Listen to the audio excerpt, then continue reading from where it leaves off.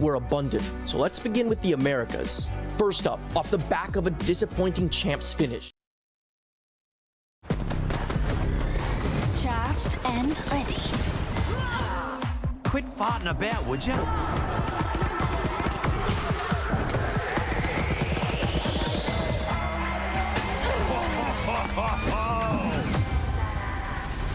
Just give me a shot and I'll shine like the sun. Follow me.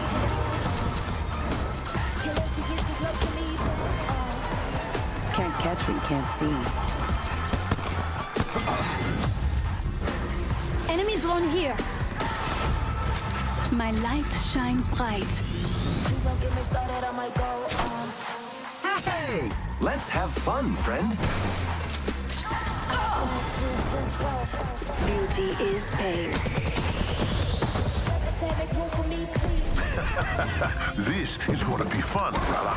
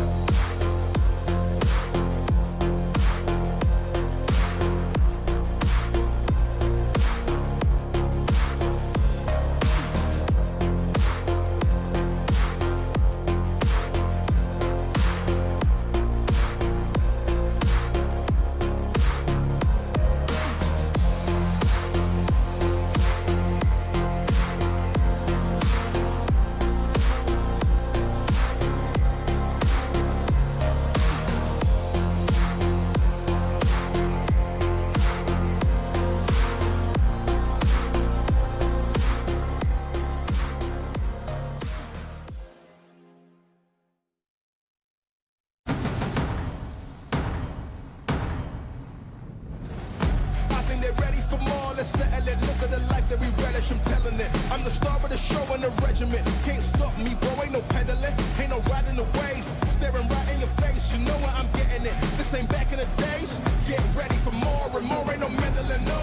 Gotta know what my head is for sure. I had a show when I was young, I had my back on the ropes. Looking like I never had her on roll. In school of hard knocks, I get hard drops. Got drive even when the car stops. I done lost it if they let me. Ain't no get ready when you stay ready, let's go.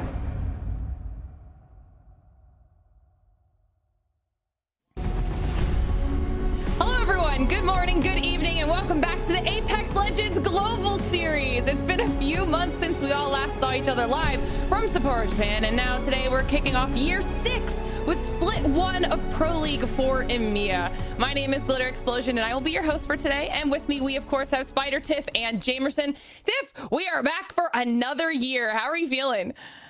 Another one. No, it's crazy. I cannot believe it. I know year 6 is going to be I don't even have a word for year 6. We were talking just before this. I don't even know what I'm feeling. This is the year of shakeups. We've had so many roster changes, so many fresh things coming into the ALGS. So I'm staying very open-minded. I love that. I love that. I agree. And Jamerson, it's great to have you back with us again. Are you excited to dive into the action today?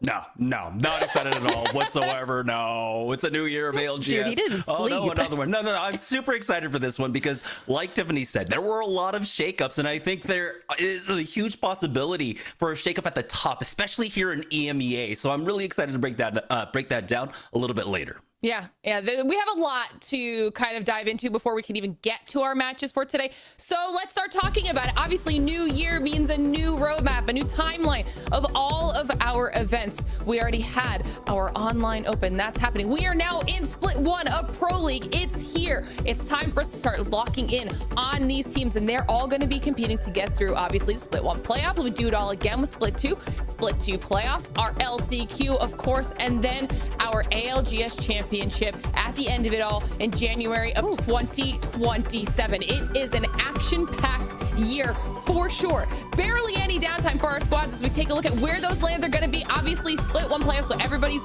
competing for right now will be at EWC. Then we're heading to Las Vegas. Y'all are coming to me, making it real easy for split 2 playoffs. And then, of course, back in Sapporo to close it all out.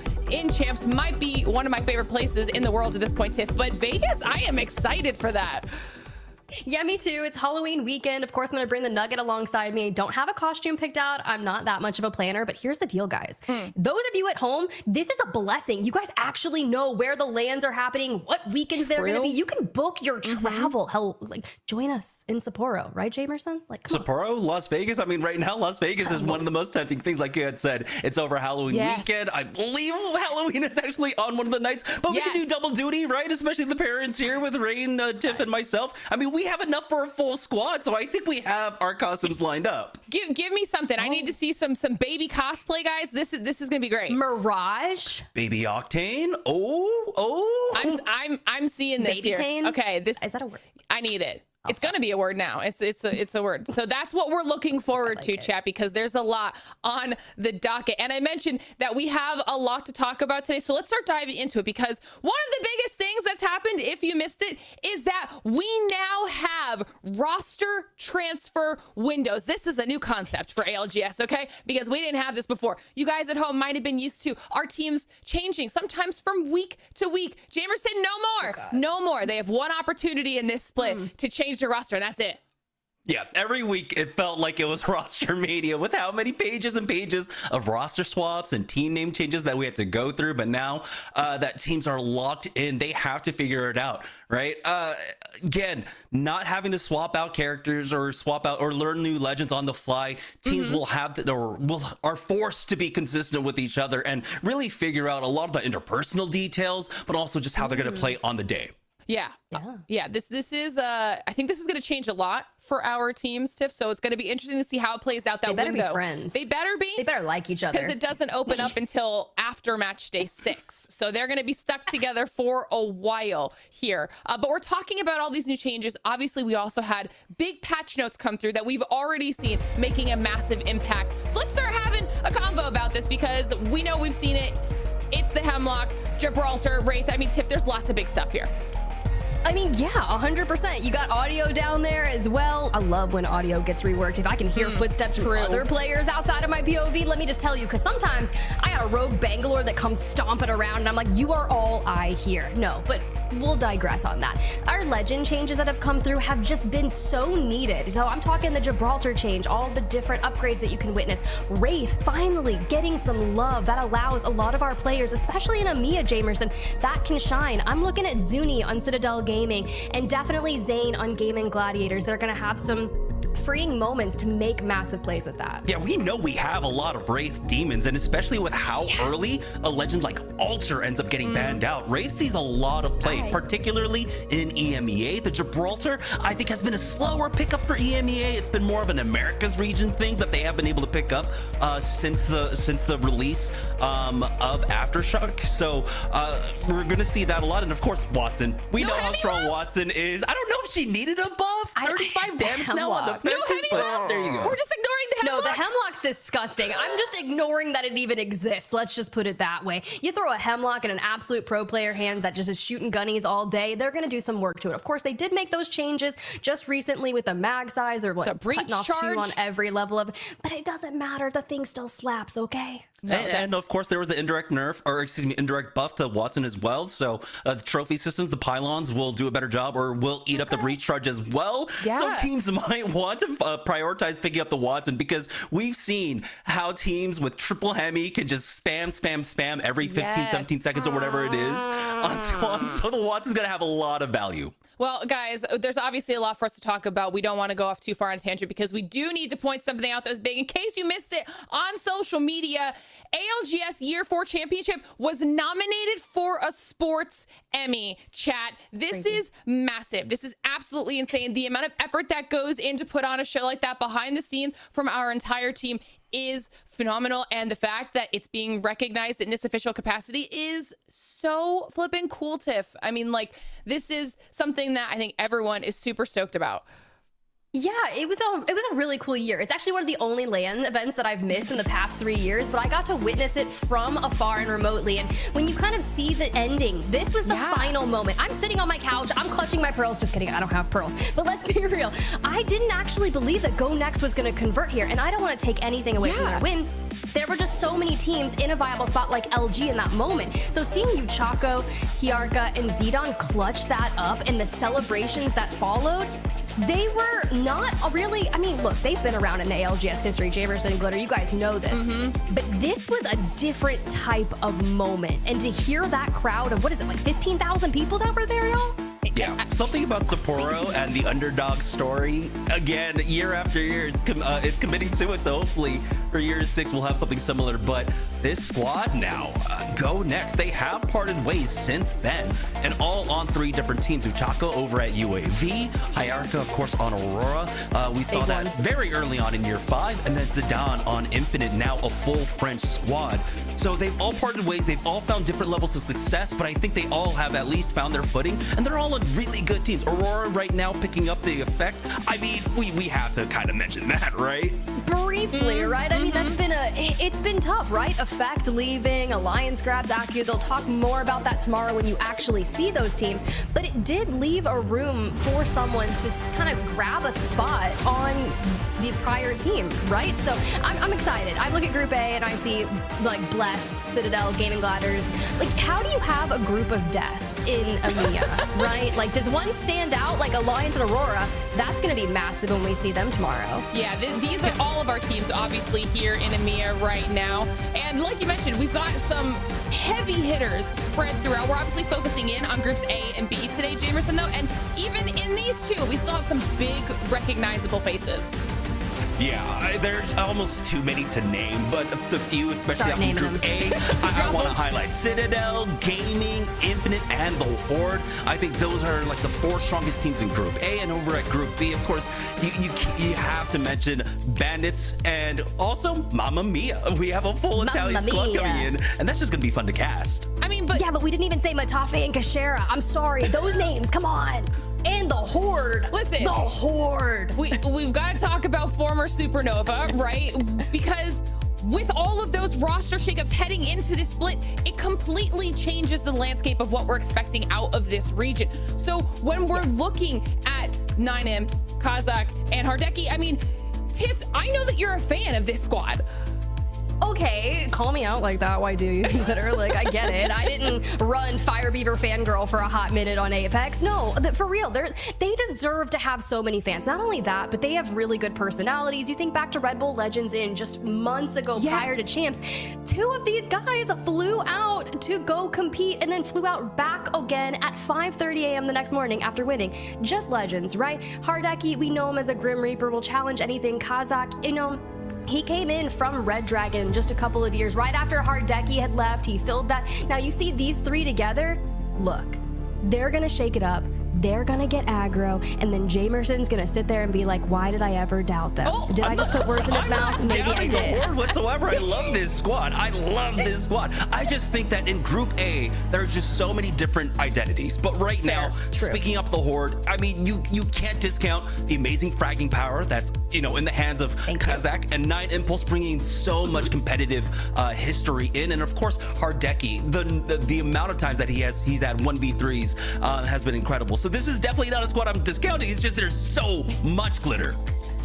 There's a lot. That's why I said we had a lot to get through today. And obviously we also had to prepare today to give back to chat because we couldn't kick off the year without something special. Now you might have seen this on social media. If you thought it was just an April Fool's prank, you are wrong. The Philip Flop is a very real gun charm, but it's only available this weekend, April 4th and 5th. You have to watch 30 minutes of Pro League either today or tomorrow to get this gun charm added to your account through Twitch drops.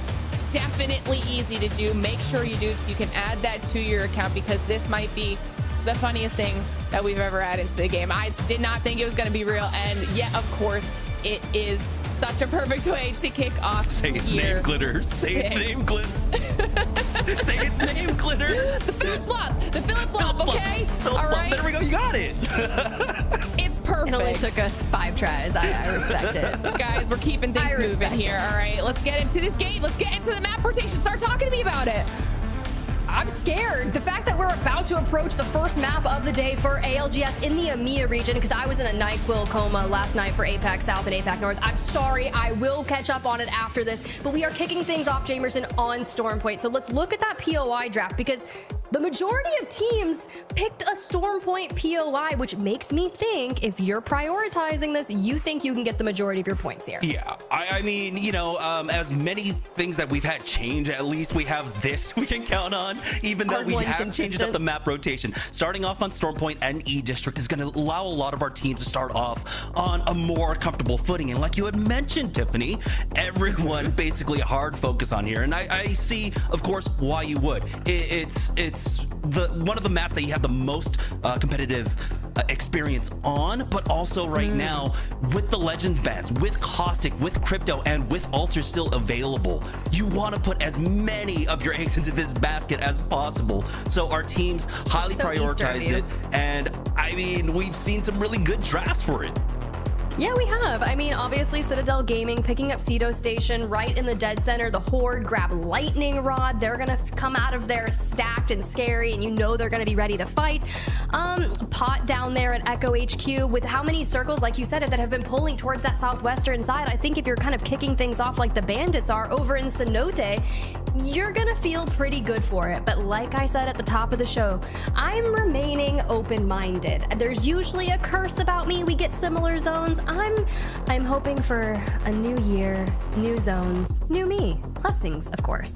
Yeah, I don't know if we had omens during scrims, but we definitely had a lot of repeating zones this week, and I'm wondering how much that is kind of guiding the game plan for a lot of our squads. So yeah, getting down towards Pylon, Barometer, that's where we've seen a lot of these pulls. We even saw inklings of it over at Champs.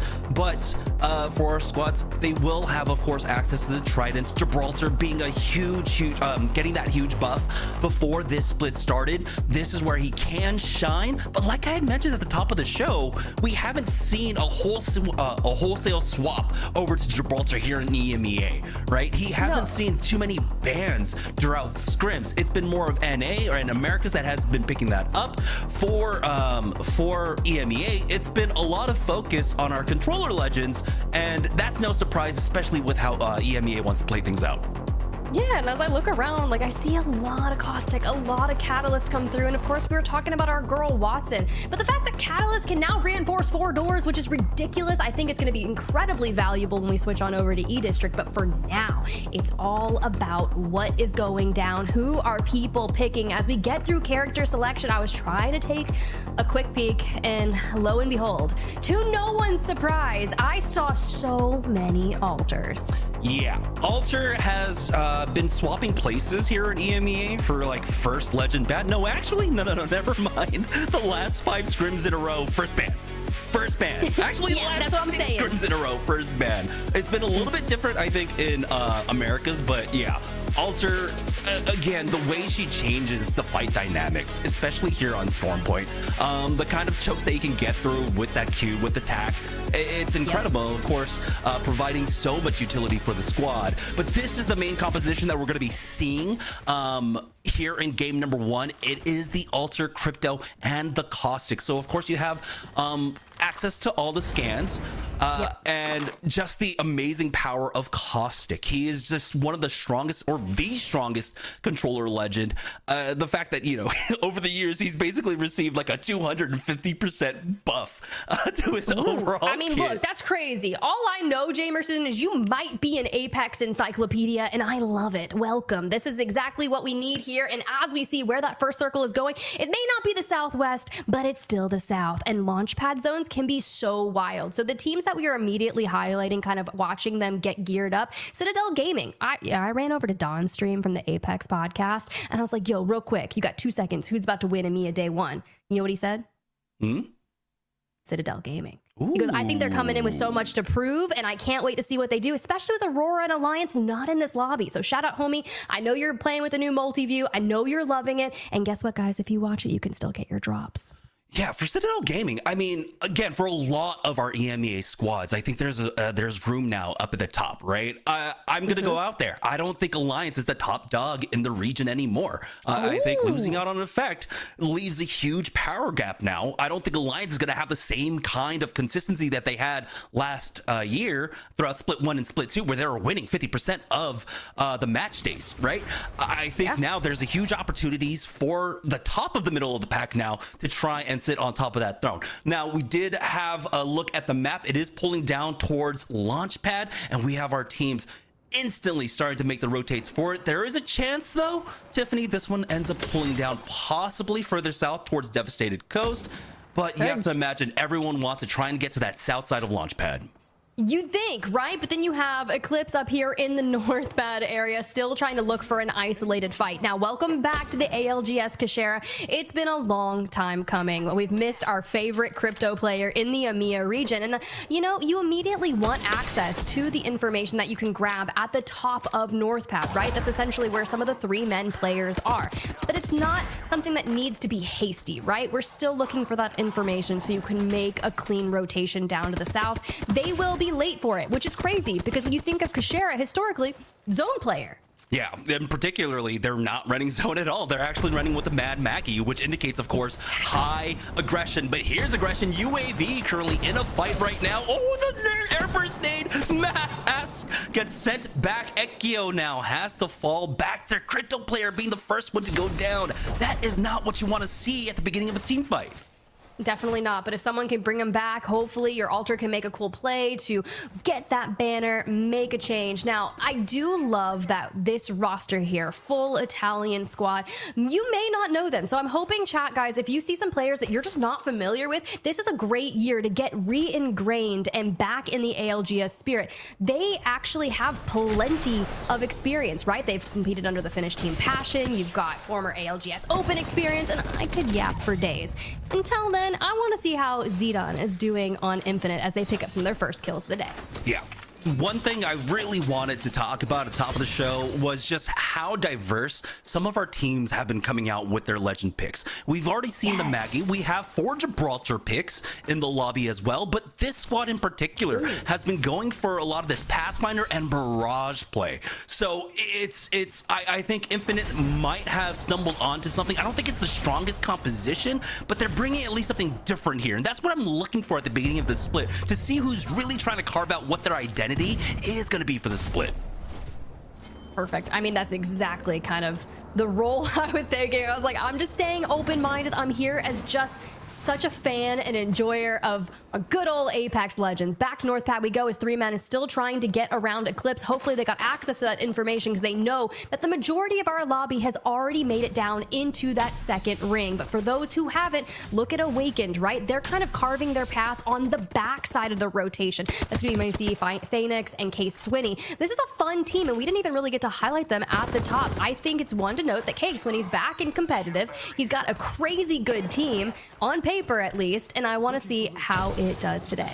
Yeah, right now we're not seeing, again, a lot of the identities from a lot of our squads. They are running the kind of standard composition that you would on map number 1. It's the Crypto, Caustic, and the Altar. As we go on, once we get into like map number 3, we'll see really what they've settled on. I feel like right now, of course, like at the beginning of every split, every team is still trying to figure out what their identity is. And the big problem was that we had a patch just a few days before this all started, so things are shaking up a lot. Teams are still trying to find their footing, so we'll see if they can at least try and convert here. I think they have a great position right now. With the way the ring is pulling, they'll have their options to try and pull further south to Devastated Coast if this ring ends up going that way. They were a little too late, of course, to get into Launchpad. We know how quickly teams can rotate here in EMEA. Speaking of quick rotates, Bandits now making their way down here to get another scan through Coastal Camp. I'm just gonna say it. I didn't want to pick favorites or anything, but Bandits might be one of my favorite rosters coming into EMEA, right? They've competed under a modicum of different teams, but Henchman kinda in light. This is also kinda's what, like 3rd year pro? And I think it's about time we see some crazy things come from that kid right there. I'm gonna call him a kid because I realize that I'm so much older than 90% of these people here. Ooh, DSK. We were talking about the Gibraltar compositions. They tried to go for okay, this is the crutch comp. This is the crutch comp. If you don't have, you know, as much confidence in your team fighting, or you just want to make sure that you have a solid game, this is the composition that we're seeing a lot of teams pick up, particularly in Americas with the Gibraltar and the Newcastle. I mean, with the Gibraltar changes, with the cooldowns for his Q, you can very much layer the tacticals of the Newcastle and the Gibraltar to kind of stabilize off of any fight. In scrims, I'm seeing 3-4 teams throwing all their ultimates at this composition, and somehow this comp's staying alive. G Dolphin is going to try his best to stay alive at the very least.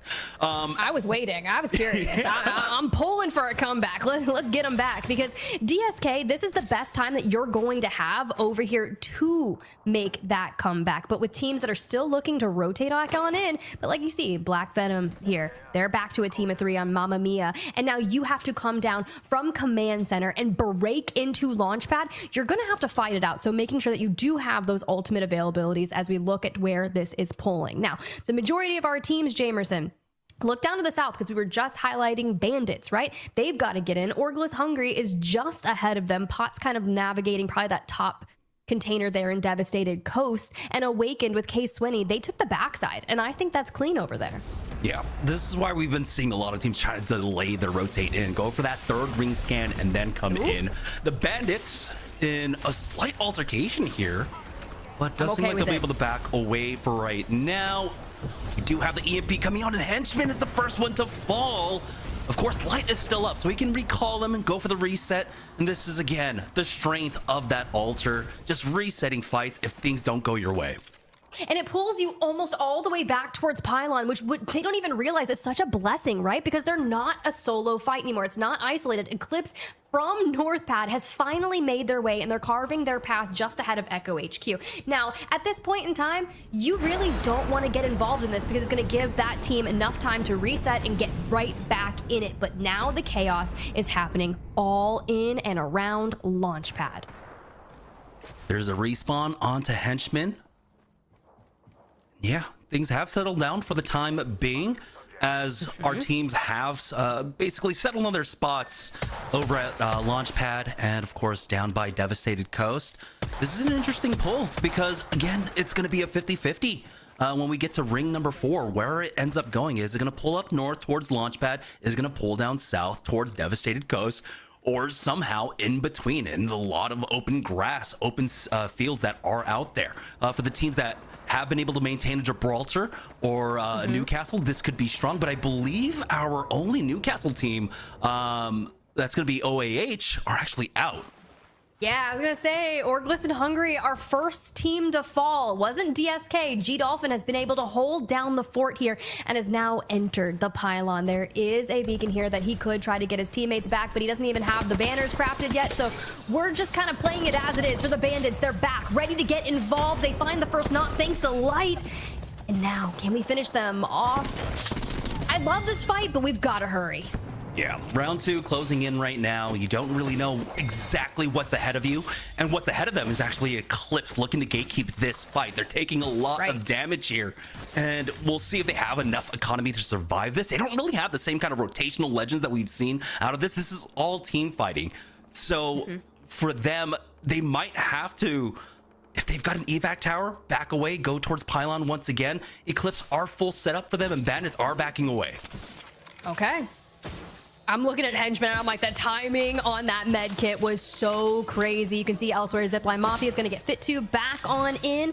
But you're right, Eclipse is waiting. They know this team is here, so they're throwing down the redeploy, and we got to see, can you jump over them? As we pull up the map, you see Bandits right over there. They're dropping a couple. And Eclipse, they've already got the drone out. They're waiting, scouting, knowing that they're coming this way. Can they make it far enough over them? We're probably going to see them basically landing right on top of each other, because all those shots that are being fired right now, they're gonna land and be so weak. Look, they're scrambling.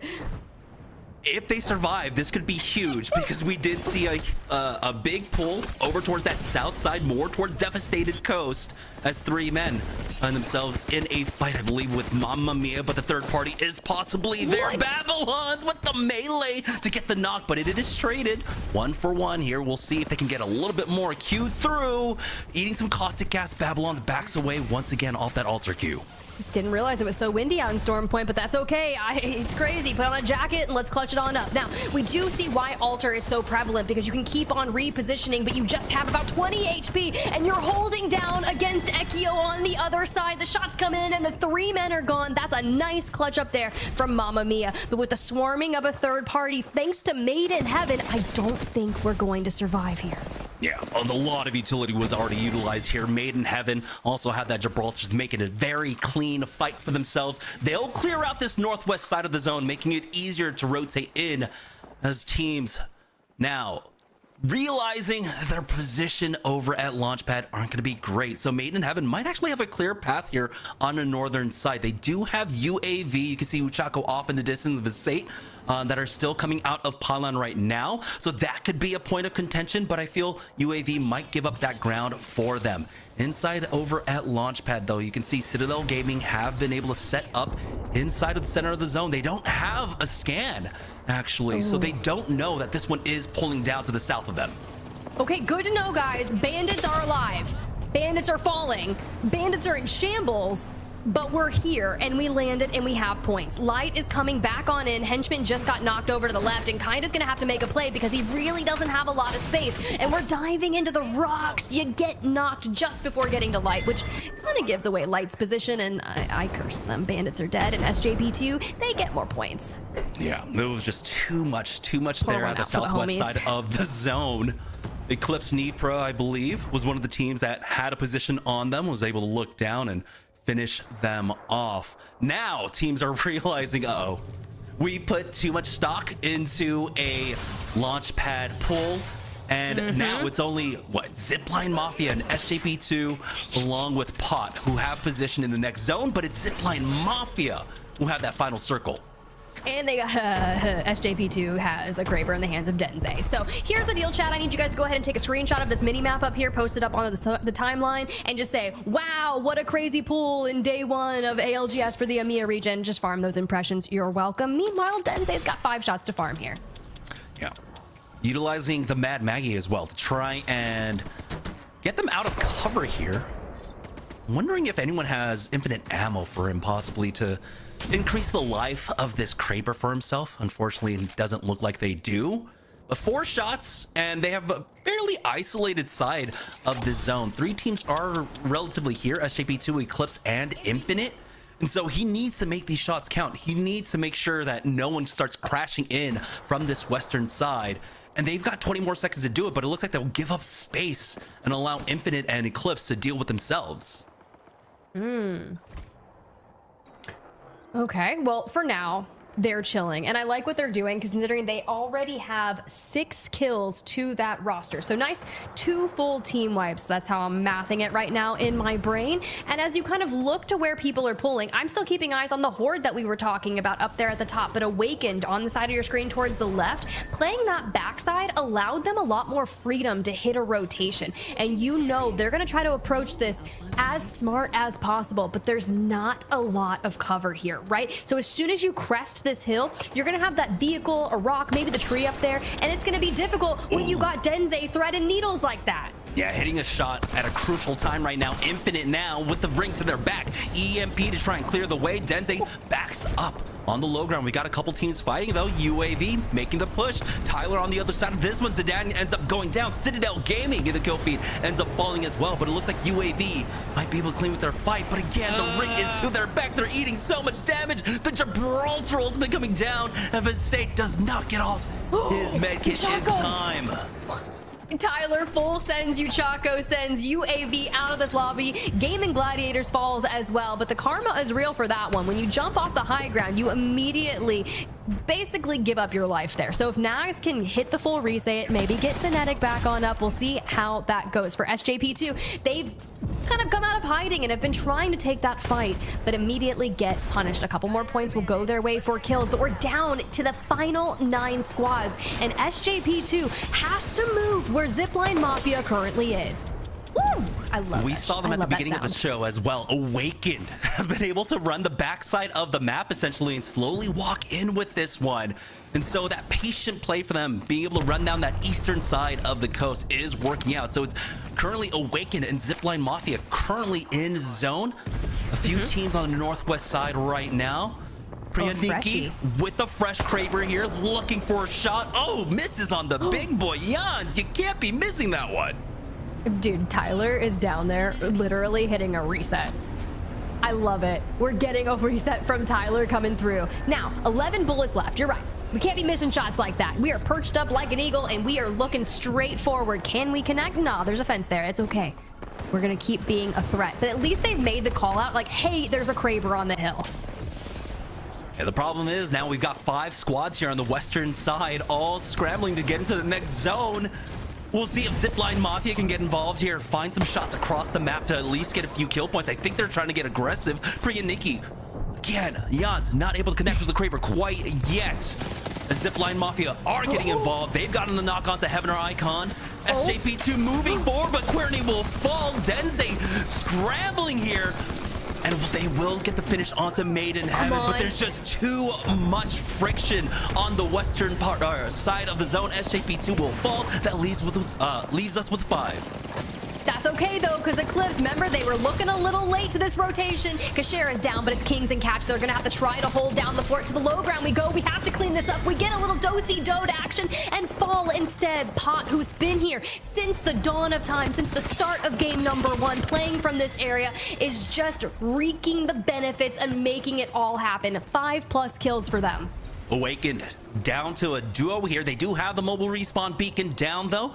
And Swinny on the crypto should be able to recover that as Pot end up backing away. Zipline Mafia now have to deal with PRYANIK to their north, and it looks like it's Awakened who have so much space here. Unfortunately, they don't have that much cover, but the teams are stacked up on the western side. They definitely are. All right, well, Phoenix coming back in. This allows K-Swinny to use the drone to go scout for where everyone is. We're about 50% away from an EMP, but that's okay. Maybe we have it for the very final fight by that chance. Instead, we get Phoenix back on the ground, get everything ready to go, and we're gonna basically section things off by yeeting those barrels halfway across the circle. So you've got Pot over there on the left, Zip up there on the top, and now Awakened with a big boulder. It's a nice boulder, but will it be enough?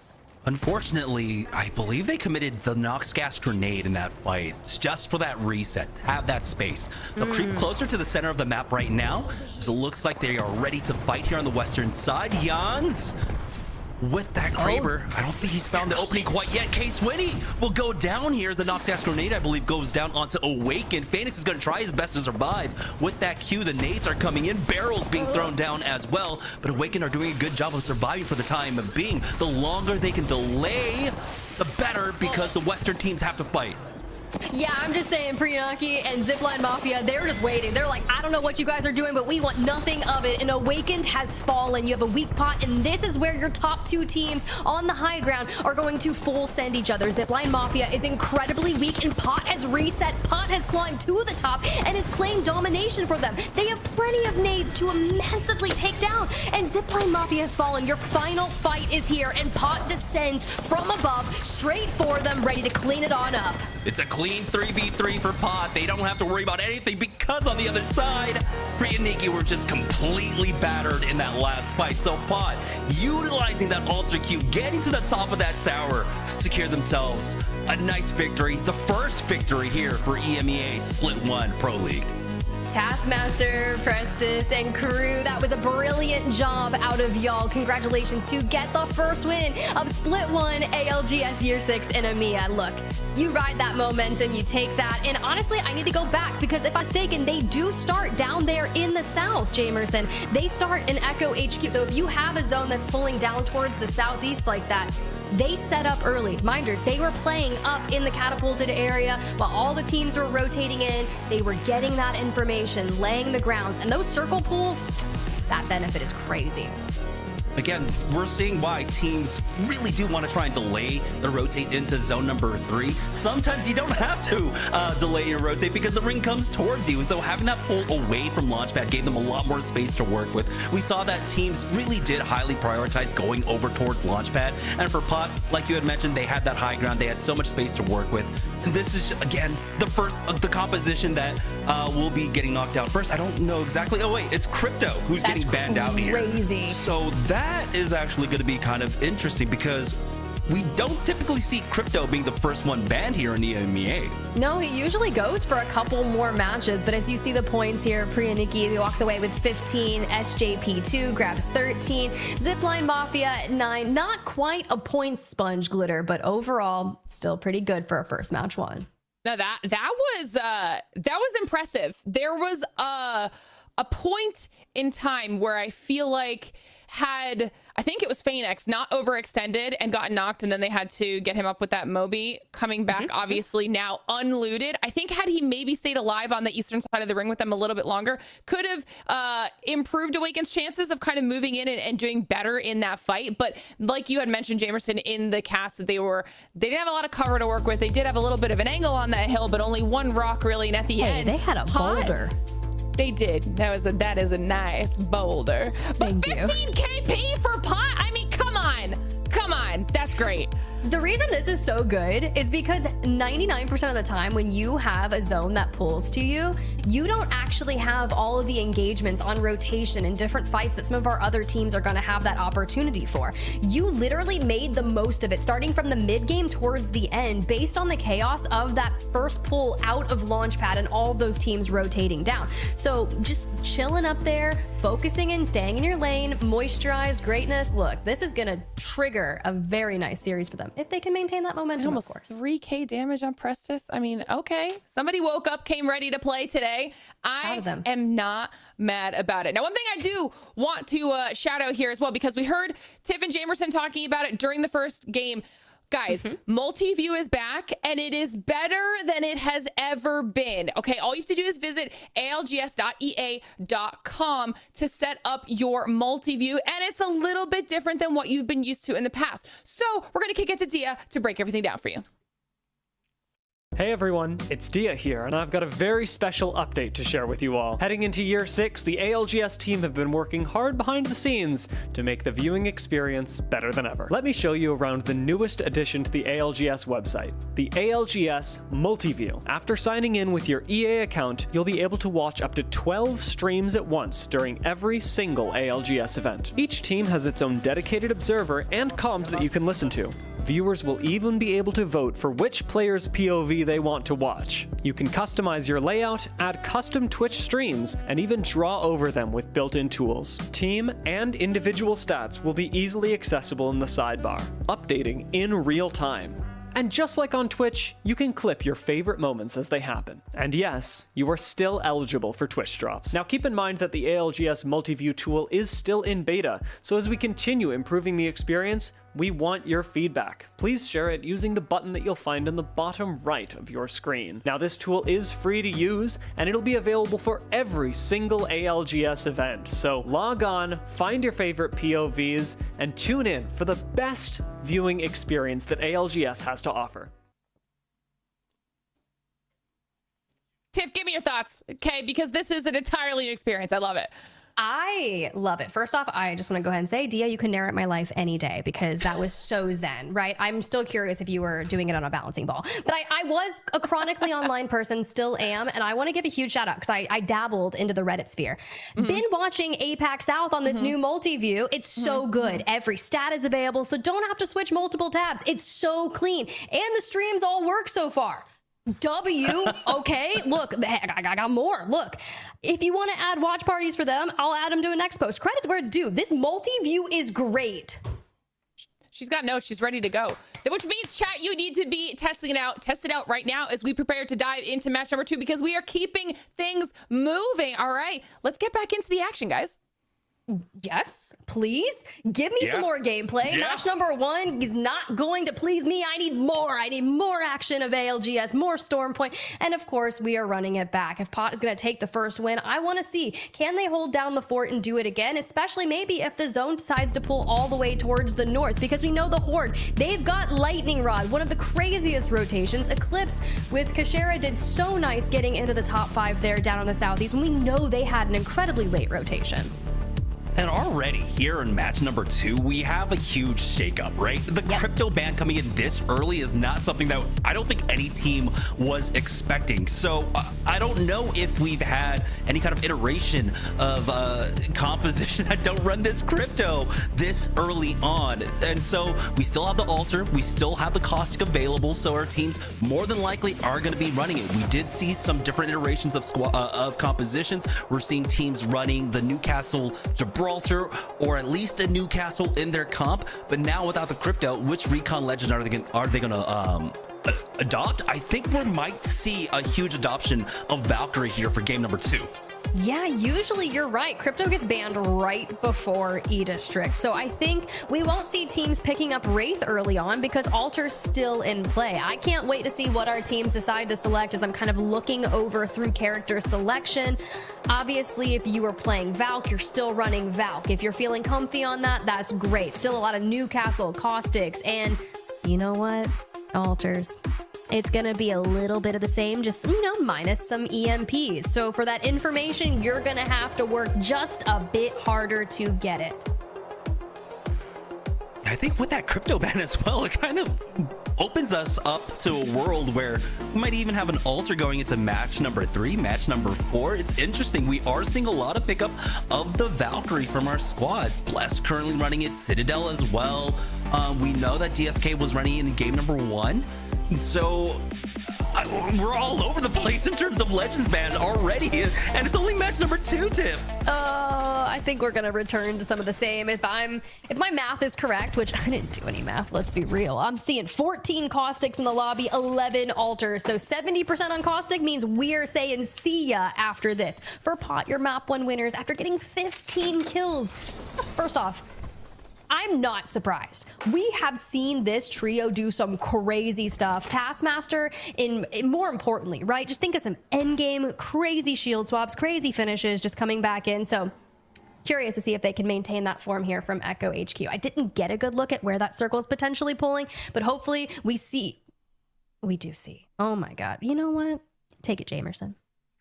Yeah. So we're not going towards the southeast this time. It is going more towards Jurassic, and this is another zone that we've actually seen pretty prominently throughout scrims. So for a team like Blessed, you're going to be happy to take an early position. I don't know if they're going to want to take that northern tunnel. It looks like they're going for the buildings on the northwest side there, which would be a lot easier to defend. You don't have to worry too much about your back. You're kind of keeping the fight in the center there of Jurassic. But Citadel Gaming, Infinite, so many squads instantly moving to try and get a position here at Jurassic because it's so important to get an early building. Yeah, basically there's that tree there, and there's a good chance that there are people thinking that's going to pull towards that area. So you want to set your grounds there early on. But Blessed and Citadel Gaming from Cedo, right? An early quick rotation to it. They immediately jump on it and decide we're going to go a bit further south. And as you see everything kind of starting to shuffle around, DSK moves into Cedo to grab any leftover loot, some information, but everyone is actually prioritizing the rotation on this one quickly because Jurassic is too open to get into, but because we have Gibby, it's going to be Bubble Central. Orgless and hungry. Speaking of, I'm hungry. They tried to find a position there on the southern side. A nice knock from Kyler to Kaishia, but here's Citadel Gaming now trying to make the push, finish them off. They have been able to back away into a building. They've got that Newcastle wall down. They've got the Gibraltar.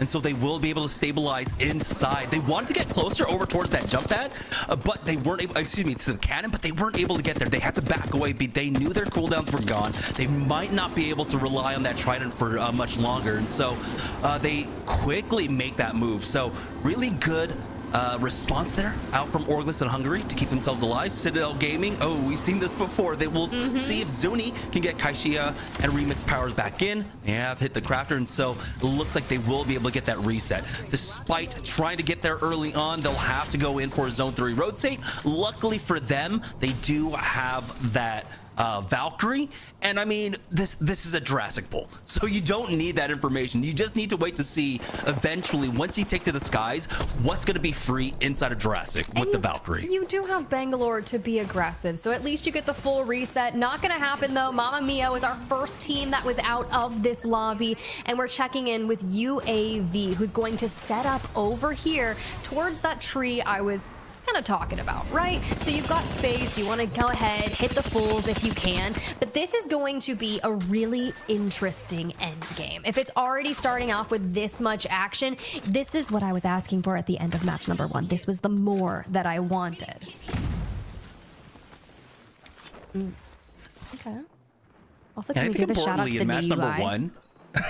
one thing to note is that scrims teams end up playing a lot more aggressive, right, than they would particularly on match day. And we saw how quickly that shifted once we got into match number 1. We weren't seeing as many fights. We were, I believe, still had 19 squads once we got into zone number 3, which is typically the pace that we see. You would see close to something like 16 squads remaining at the end of round number 1 in scrims. And so this is where you can't put too much stock into what you see on scrims, because again, match day ends up playing completely differently. Teams are so much more conservative in their play. They're not going to take as many risks, and you can see how quickly that kind of displayed itself out of the play from Orgless and Hungary, right? They might have taken that fight in scrims. Instead, they went for the more conservative play that kept them alive, and they have a decent spot in the zone because of it.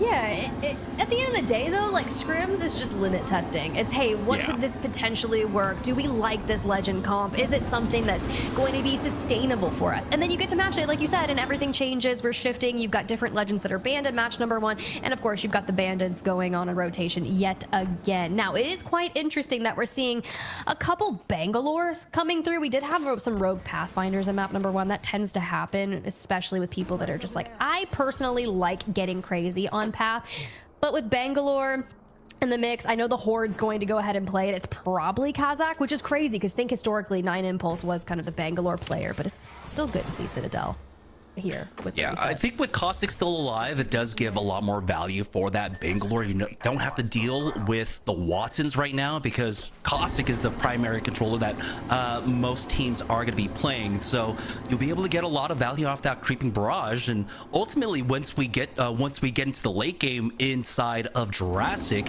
you can get a whole lot of value with that creeping barrage. So I do like the Bangalore pickup. A few other squads, like you had mentioned, have been picking it up. Awakened is one of those squads, along with HVC, that are currently running that, and I believe the Horde as well. So a decent mix so far here in game number 2 in terms of legend compositions. That's what I love to see. That's the shakeups we're talking about here in year 6. The Bandits on the edge trying to carve their path in. Now, if you're committing towards this side, which I can't tell if Henchman's actually going to go this way, they do have the Trident that's going to allow them a quicker rotation in. It's like, do you go through the spider tunnel and drop on down towards 3 men that are in Cito? You'll have to deal with a lot of teams still coming out of the north because you can see Zipline Mafia, the Horde over there, and Command Center. But for those that are in the circle already, Orgless and Hungry, but look at this position that Pot has taken. If they can survive Made in Heaven rotating in and not get third-partied by Orgless, I like it. Yeah, Made in Heaven do have all the scans to their availability. They just hit the Ring console.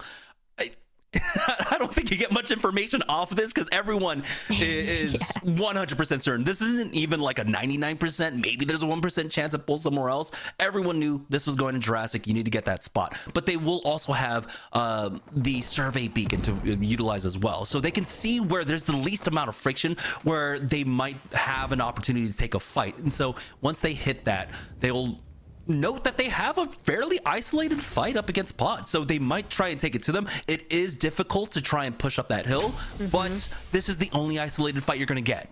Well, let's go ahead and see. We're on board with Zipline Mafia, and you've got Util, so that's great. Immediately getting some of those barrels down as we kind of situate around this area. Now, you realize very quickly that there's the potential for teams that could still be around this survey beacon up north. So you're approaching with care, and there's your signal. Someone is ahead of you. So excuse the do and weak, you're kind of gonna lay low here, prep for that isolated fight. You've already got the barrels down.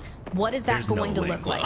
They just got revealed on scan. I know. Saw them instantly. That's look, like the worst thing you want to see when you're like trying to creep up on a team, and it's like scan. Oh man. No, it's like we run, but it's fine. We lay low. These teams, they're not laying low either. The Horde going crazy, trying to get Kazakh back up on his feet, dude. You do not want to go down in 19th. Luckily, though, they have a very strong position here at the choke. Heaven or Icon are looking possibly to get involved, but there's plenty of cover here for the Horde to stay alive, and they do recover in time, as it looks like another team ends up walking past them. Awakened do have Eclipse to their back right now. Clxver will check ahead of them just in case, and they do spot out a squad. Eclipse NEEVEPRO now taking shots to their back. They do have to be careful. Again, the Horde are still there in their choke, but Eclipse are on the hunt. And this is what the team, this composition wants to do. With that Mad Maggie, you want to have that team fight advantage. Being able to utilize that drill. It looks like, ooh, catch midair. Takes Case Winnie out of this game. That brings us down to 18 squads now, Tiff. It does, and this is just, honestly, Clxver, this is a good vibe. I love this team dynamic with you. I love the aggression, and that is so fun to see, right? We were used to very conservative gameplays out of it, but I told you guys 2026 is new. And also, Bandits did not fight Zipline Mafia even after that scan. Zipline Mafia is still alone up in the north. That's crazy. I think they're just going to run from scan to scan. There's no point trying to get in early here. Again, there are too many teams alive. There's no position for you to try and take this is inside of Jurassic right now. You need to wait for it to at least, you know, thin down just a little bit. So Zipline Mafia are just gonna hit every single scan on the way, try to hit every block, make sure that they have purples. For the Bandits, they are already sitting on purples for themselves. They do have Made in Heaven just ahead of them. They spot out the Trident, not able to break it quite yet, but they're slowly cutting off the Made in Heaven's retreat. And it looks like Kinda is getting set up. He's got the exhibit ready for this fight. Oh, let's get in there because mind you guys, they got caught out and gate kept in match number 1. We don't want that to happen, but here comes the exhibit, all the information going their way, and you can see them set up on the different floors. The issue is they take so much damage right off the get-go, and they have to spend at least 5 seconds getting bats back together and a new fighting prowess. I love what we're seeing from Cinetic and Co. on the other side to try and withhold this, but up to the roof we go, and Nags gets shredded. Quick response. They see that the bubble goes down. They know that they've lost height, and so they try to take it back with that Q. Unfortunately for Made in Heaven, they did not have the purple upgrades for that fight, so they knew seeing that the blue armor's on the other side, they're not going to have the triple bombardment there, and they were able to capitalize off of that, waiting that one out. So great team fight for Bandits. They've cleared out the south side. Now Pot are looking to try and gatekeep them, but this is an easy rotate in for Bandits. Now for Citadel Gaming, they still have a lot to deal with. Zipline Mafia on their backs, ECLIPSE, NEEVEPRO on the other side. Citadel Gaming might not be long for this world. And they are just full sending. They're trying to get to the end of ECLIPSE, looking for shield swaps, and Zipline Mafia, the timing of this, right? I said lay low and chill just a couple moments ago, but that's not necessarily what they're doing. They're waiting for the perfect moment to full send this, and the triple take is going to do the brunt of the work. With Zuni already down, the numbers are in their favor, sectioning things off really nicely with the arc stars. You just got to get the full stack it and let it happen. Who's going to be the first one to really close the gap on this? Because with Kaishi on the high ground, you can't afford to do so. Yeah, and he's just left by himself now. Zipline Mafia, though, they know that with the ring closing in, they can't take too many risks. They end up securing at least 1 kill point for themselves off of this fight, and so they're not going to overextend onto this one. They do have the Alter Ultimate to take back as well, and so that's going to leave Kaishia inside the ring taking damage. We do have a fight here, though, as Bandits now pushing onto Pot, and unfortunately for Pot, they're caught with their pants down, and now Henchman coming in from behind as they're scrambling to survive, but Henchman is the ultimate bouncer here. Pot's gonna get knocked out, and Bandits with another clean fight here. They've cleared out the southwest side of the zone. See, and I was talking, if Pot could defend that area, it would be really nice for them to rotate in through the north towards Orgless and Hungry. But at the first sign of issue, you did not hold it together. But that's okay. You still have plenty of points for match number 1. And Bandits, they're kind of on the come up. They need every point they can get elsewhere. Citadel Gaming out of this lobby down to 14, and UAV are holding this spot on the outskirts with 3 men trying to carve a path in. And yeah, Uchako, it's gonna go straight to the pylon. UAV gets sent on, and they end up losing out of Visate. It's all up to Arctic here, and Infinite now looking for the third party. UAV backed up into a corner, armor swap for Arctic, but it's not going to be enough. They've got the knockdown shield, and Infinite end up backing away, but they will be looking for it. They do have the Alter Q if they want to try and go for the kidnap to at least get him out from behind cover.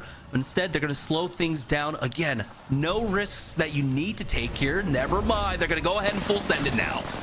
Well, Zedon from Infinite, it definitely had opened things up with a Clxver and closed it right there within 2 seconds. Infinite getting some well-needed KP, and UAV is back to the lobby. Now, everyone in the lobby knows exactly where you currently are positioned, Infinite. So trying to get around this and make your way over towards the circle, in which Blessed are the only ones inside the next circle. They have the compound, and you know they're setting up at distance.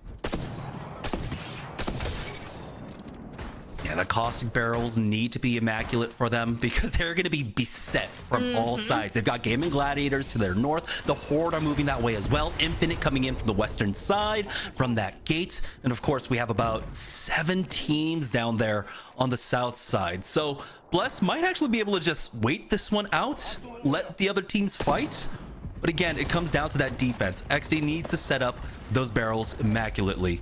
Right now, though, G Dolphin getting a little bit low, but he will survive for the time being. Havoc Legends not able to get their caustic back up quite yet as they try to go for that reset. Yeah, but you can see right there on Havoc Legends, they wiped DSK thanks to the gas. So we'll see. Down to the final 10 we go. And once we see the chaos happen of the ring closing, everyone's going to be full sending where Blessed are. Infinite likely going to be some early adapters aside from the ones that are rotating in thanks to Valkyrie. And the Horde still in the air looking for to circle around onto Gamin Gladiators. 9 impulse from above. The Hemlock in breach mode. Things are going to get crazy here and super quick. The Horde now looking to finish things off. And there it is. Gamin Gladiators end up falling. The Horde clear out that northeast side.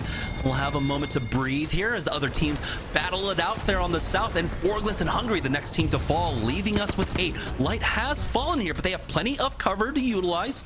I'm trying to see if we've got Maggies in play to try and delay this respawn. But it looks like the Seer gets the information there and they might get pushed. But for now, Bandits will survive. For the Horde, they are taking a lot of space here on the eastern edge, but for SJP2, they've got a little bit of a run to make it to the next circle. Luckily for them, they do have Kyler, of course, still on that Valkyrie, so if they want to, they can try to go for that skyward dive. Bandits might let them as well, but SJP2 getting caught out there. Denze has to back up. Now things are looking a little bit difficult for SJP2 on the rotate. Yeah, they're still on blue shields. Like, they're still on blue. So it's okay, though. When you start to look at this, we have just above 30 seconds before that circle starts to encroach and really push people towards the solo of Havoc and Blessed. But Infinite and PRYANIK are already kind of laying their footholds into that circle. You can see SJP2, the ping that they have made is exactly where they want to go, which is right in front of Blessed. And it will be costly to try and get there, because if you go too early, you're going to have Bandits staring at you. The Horde still has to find their way on that eastern side. So do you just carve up, take that fight onto the Horde? The Horde are able to just walk this one in. Blessed are having to deal with the threat of Infinite to their west. So the Horde are actually getting a free rotate through the zone. They've already made it up to the wall of the compound. And so Blessed putting a lot of folks there on the south side, and you know, no questions whatsoever why. You've got Bandits and PRYANIK there. But again, that looming threat of Infinite on the western edge makes it difficult. Now Zidane with that Clxver not able to connect quite yet, will back away, but he does have the infinite ammo, so he'll have plenty of opportunities. And with that Pathfinder, he'll have the angles as well. Looking on down, never mind. You know what? Don't complicate things. Just pull out the R9 and make sure you just finish them off. PRYANIK out now leaves us with our final 6 squads. Havoc still have a rat alive here in the lobby. They do, and they moved in quickly on Blessed, and they've just been laying low. But for now, Blessed, you can see inside that building, you got Kizar, Zidane, and Yaku out there thanks to that wall, allowing them to live. And then the Horde from the north, Infinite out into the top 5 we go, and you are going to have to decide, where do we go from here? You know what the Horde does? They full send, clear out SJP2, and Bandits take the move forward. We're going in with the Mad Maggie, trying to put the pressure onto the building. This is a huge game for Bandits already. They have at least 10 kills for themselves. Henchman with the 6. And with how much work the Bandits have put in here on the western side, they've made this game easy for themselves, clearing out the western edge. Now they've only got Blessed ahead of them. The Horde taking up a lot of space here. They know that there is a rat, and they are on the hunt for them. Havoc have at least secured top 4 for themselves. Lights with that Clxver. Not going to connect quite yet. They're still backs away. Bandits need to find an opening here. They've got 20 seconds before the ring starts forcing them into Blessed. Oh, you know what? That's not a Mad Maggie, bro. That was a Thermite cosplaying as a riot drill. So hear me out, guys. We're human. We make mistakes. And the Horde, they're looking pretty good, but so are the Bandits. And they're getting some well-needed points based off that match 1 performance. So we're healing on up. We're still looking. The fact that Havoc Legends still have that solo up is crazy. And I love it. But Bandits, they're encroaching on that territory. They're starting to kind of carve around who is going to be the first fight, because it's so hard to breach that building on the inside when they've got the setups from the caustic. And look at Bandits. They're kind of going around. Light makes contact, takes them out in a little bit of a defiant fashion. And now to the final 3 we go. A true 3v3v3. Yeah, that's a nice big swing for them. But this swing as well, they do get caught out. They get spotted. They will back away for the time being. Horde on the high ground, Blessed as well, but it's Light with this Clxver that could be the difference maker for themselves. Stuck a little bit low, and this might be the opening that Blessed need to push out from their building to try and make something happen. But keep an eye on Kazakh, right? He's up there trying to keep angles onto Blessed, and he's sending 9 and Hardeki to keep the Bandits on the low ground, and they'll keep returning towards the function, even one taking the sky to get the location of everyone in the lobby. Oh, Bandits, you've got to be perfection. And you're going straight on to Hardeki himself, the angles, and even with the backup from Kazakh, it's not going to be enough to keep him alive. No team really trying to overextend for this one, but we'll see if Bandits want to try and strike. But you can see Blessed are trying to take that high ground of and they back away. The barrel goes down. They know that they got height to play off of, but do they have utility? Do they have the Nox Gas Grenade? Well, they definitely have the Gibraltar ultimate, but it's not enough.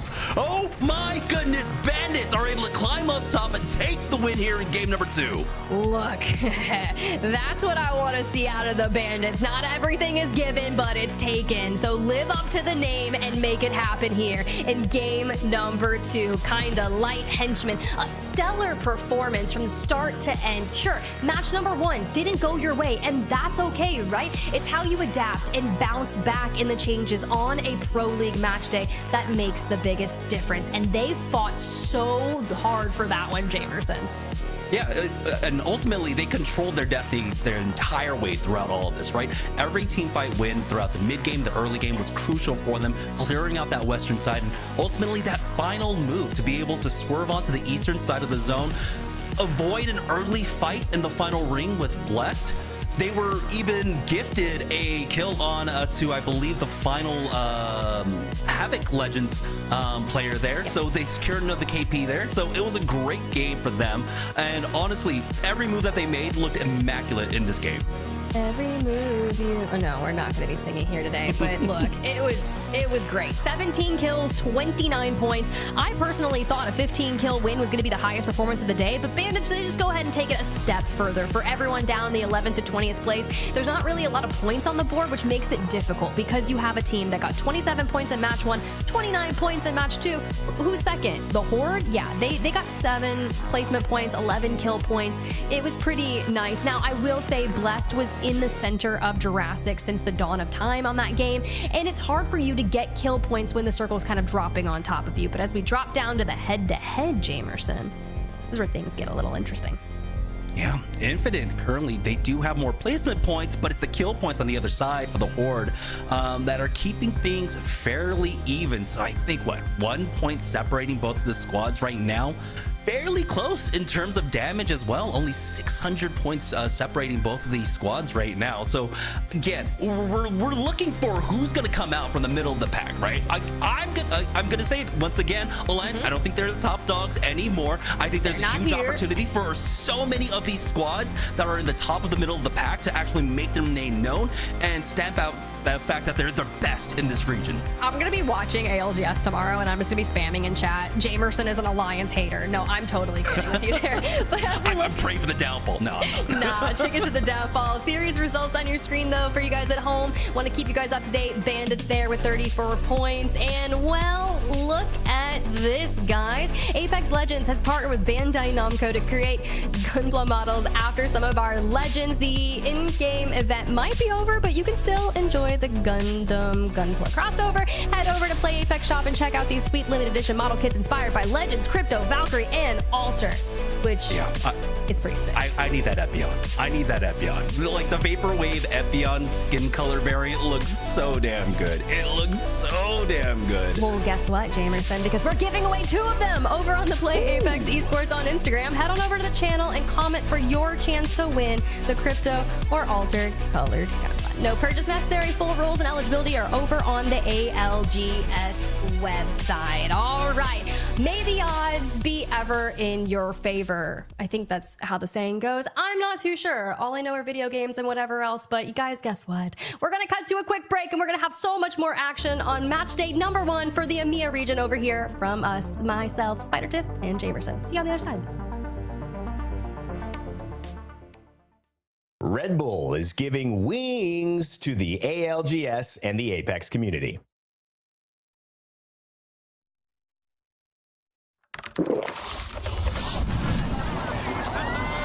Red Bull gives you wings.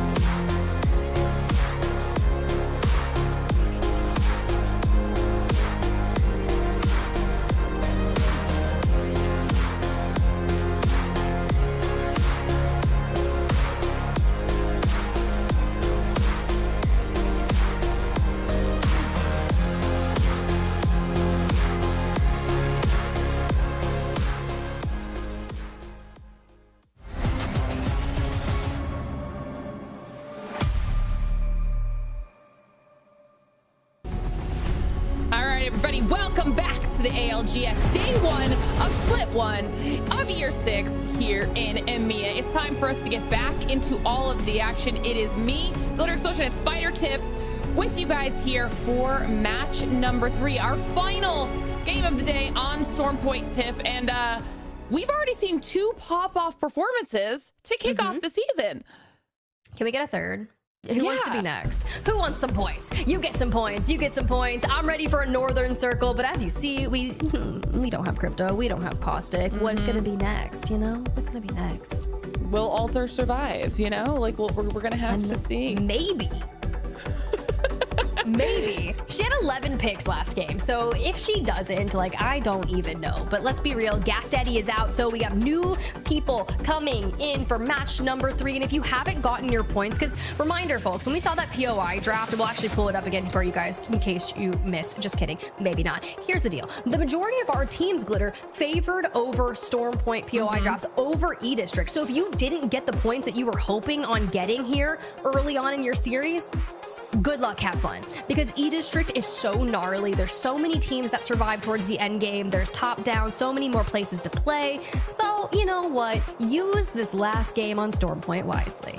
Yeah, this will be an interesting one to see what our teams are able to bring to the table. We had also highlighted Horde earlier on in the top of show, and they were another team that, while they got 3rd place, still had 11 KP in that second match, and completely, I think it was 12 spots in the rankings after that second match, shot themselves up that leaderboard. So we are seeing what we were kind of talking about with some of these teams in that Group A side of things starting to step up to the plate. Yeah, I was actually going to pull the series up right now as well. Bandits at 34, Pot at 27. And those 27 points were from their match 1. They didn't get any points there in game number 2, it looks like. So, and we're not really talking too much about PRYANIK. They're sitting there in a top 3 situation on our series with 20 points. The Horde, you're right at 19. SJP2 tying with them.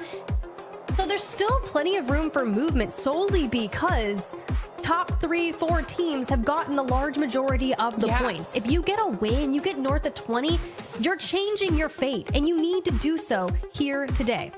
But if things aren't working out, you got minor mistakes, correct them. True. Big point sponges. I mean, it's early on in the series, it's early on in the season, and we talk about that a lot as when it comes to like the overarching storylines of what we see in Pro League every single time. The beginning of the first split of the year is always a little bit wonky. It is, and for some reason I thought you were gonna say the beginning of the end, and I was like, wow, that's really morbid. Like, okay, cool. They've got later. They've got until match day 6 to make changes if they want, and that's okay, right? No, I personally am so happy that we have roster lock while we have a second here to watch some of our teams initially start looting, because we had so many changes early on. It was hard for the fans and people at home to kind of know, love, root for a team. They'd buy a jersey and be like, well, dang it, they just switched teams, and now I just want to throw. No, they didn't throw it away, but you get the point. Yeah, and you know, we were talking about it earlier. It will also take champs points into play, but we'll talk about that in a second as we finally get a chance to take a look at the zone. I know you were hoping for a northern shift. It's looking eerily similar to what we just saw in game number 2, but we'll shift a little bit further east there. Honestly, Blessed once again in a similar situation.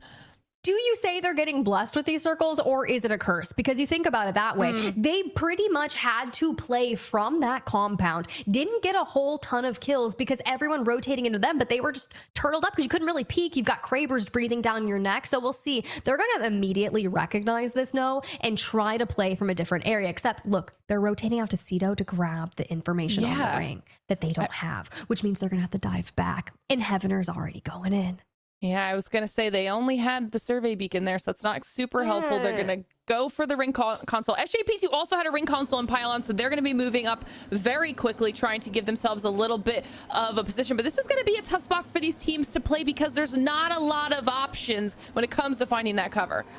No, there's really not. Honestly, play pylon proper, take people out from the edge if you have to. You could even do the same thing over in some of the other choke points, but you just got to kind of commit to one. And if we saw Bandits have a ton of success out of Cenote in map number 2, double down on it, roll for 777s, and try to do the same thing as well. For Gamin Gladiators, though, Gibby still being in play is quite nice because you grab the bubbles, you grab the rotates, and you grab cover to try and take this fight. And we talked about how the new changes to Gibby have made him very impactful, very strong. We'll be able to see what they are able to do with that Gibby in just a few moments as we jump on board now with 3 men from their POV, trying to see if they're going to get into a little bit of a back and forth. Little 3 men in a scuffle. Okay, sure. I almost said scuffle too. I don't know why. It's just like 3 men doing 3 men things, I guess. What wild team names. I will say, since we don't have a whole ton of orgs here into Apex Legends just yet for Pro League, we're getting wild names and you get wild fights along with it. So I'm just gonna chuckle every time I see 3 men. But with Alter still in play, you get moments like this. Definitely looking for those off angles here. We're able to trade a little bit of damage, seeing if they can maybe clean up on the KP. Not able to do it, and just playing this a little bit slower and smarter right now. No need to force this if they don't absolutely have to. And I think that this is working out in their favor right now, creating a little bit of space and safety as they are able to kind of force the other team back. Quite interesting. I was just looking at our legend compositions across our teams with Caustic out, a lot more Watsons stepping in, and typically Watson gets banned in like game 6 in scrim, so we could see her go out earlier than not ahead of E-District, which will really shake things up. So for now, kind of watching what the crew is doing. Arctic up towards the top and trying to connect on the R9, but it's not necessarily going through. With Babylon's from the side, you're going to find the opening engagement, but you dive on down trying to reset, but you've got to be there to support the 3 men. We can't have 2 men. Oh, that was rough for UAV. 3 men able to clean that up. UAV eliminated. Free loot for 3 men here. And that was just, I feel like UAV just waited a little bit too long. I saw for a second that they tried to go for a kidnap. It did not hit, but then they stayed still in that corner. And honestly, the height advantage the 3 men had just worked wonders for them. Yeah, and look, this is isolated. They have all the time in the world to take this fight. There was no real rush, but the moment you get that opening damage, you have to be able to take the off angles and be there for your teammates. They clean it up nicely. You basically saw there was the shield disparity on the teams. You kind of benefit from that, but we'll keep tabs as the 3 men have to leave checkpoint for some time. And elsewhere, Gamin Gladiators post-Trident rotation have found themselves in a rather interesting position, surrounded by multiple teams, including Awakened. I mean, you were talking about how it was the increased pick of Watson. We can see all of those fences really getting put to good use here right now, and that's what we were wanting to see. There is the electrified Gibby bubble. This is going to be the utility that he will bring to a trio when people are going to start putting that down, and that's going to create a lot of opportunity because we're not going to see bubble fights in the old traditional sense that we were used to. Ooh, okay, Max. Bless looking to kind of clear this out and maybe see what they need to do to take over this building. I do like the electrified Gibby bubble. I do. And I'll go back to my Hunger Games reference. It's very much like their dome. It's just a smaller version of it. And it works. Okay, people can't be strafing through it the same way that they used to. It's going to change the way that they have to interact with Gibby as a legend in his entirety. And you were talking about them before, PRYANIK. Now we get to jump on with their POV, see what they've got going on over here. A little bit of poke damage coming out of Ilonzi, seeing if they can maybe break into this building and clear out a squad. Okay.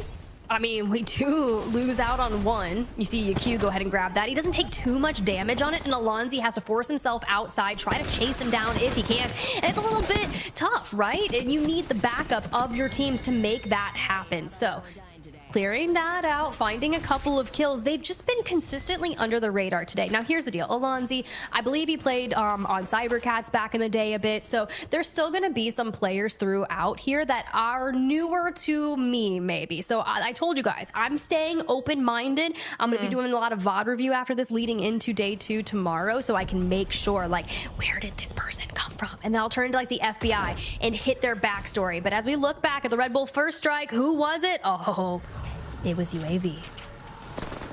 This was just a tough fight, and you had mentioned, it was definitely a good fight to be forced on behalf of 3 men because it was isolated. They did have the opportunity to take the fight, to bring the action to them and not get punished for it with any sort of a third-party situation, similar to what we just saw out of PRYANIK, except this time on the eastern side of the map, as we get an opportunity to see the top down now, see what some of our teams have done when it comes to rotations, moving in and trying to find some cover in the next circle. Yo, we have the map going. We see the pool right here, Made in Heaven playing inside, the tunnel over towards the left, Bandits taking a similar approach, right? They're going to carve their path down. So I'm immediately looking at Pot, right? That was one of the first teams that Bandits did fight in match number 2. Do we see that happen again? Elsewhere, I just want to shout out the Apex Legends social media team on Twitter. Waking up today was worth it. And they posted the Philip flop. Chat, did you guys get your Philip flop? If you haven't gotten your Philip flop, what are you doing besides hanging out with us? You know. I got mine already. I'm not gonna lie. I haven't gotten mine, so that's on me. That's on me. Sure I got it. Next thing you know, they're going to be on the merch store, and you too can show up with your Philip flops to LAN in person, looking like Mr. Imperial. Talk about himself. a keychain though. That's a big idea. You're welcome, Apex merch team. Merch team, Philip flop keychain. But he's gonna be like, guys, I need some residuals from this. I need a throwback, okay? For 3 men, they need a throw forward. They got Zipline Mafia just ahead of them. They're probably gonna try to find another isolated fight as well, which I think is well needed, right? They're currently in 18th place on the day with only 5 points. And if 3 of them are UAV, like I said, change your fate. You're doing so already. This is I feel like they've looked a lot stronger this time around, a little bit more comfortable. Sometimes it takes some of our teams 3 stronger men to, you know, to kind of warm up and find themselves in a better rhythm. As we're checking back in with Infinite, who was fighting PRYANIK earlier. They are able to survive and get reset. We did see Q go down, now back up as a trio as they're fighting their way in to get a little bit of safe space over in Elrod. They do have DSK in the general vicinity, so it'll depend on how they decide to leave this POI, see if they can do so safely as they start taking those grab cannons and making their moves.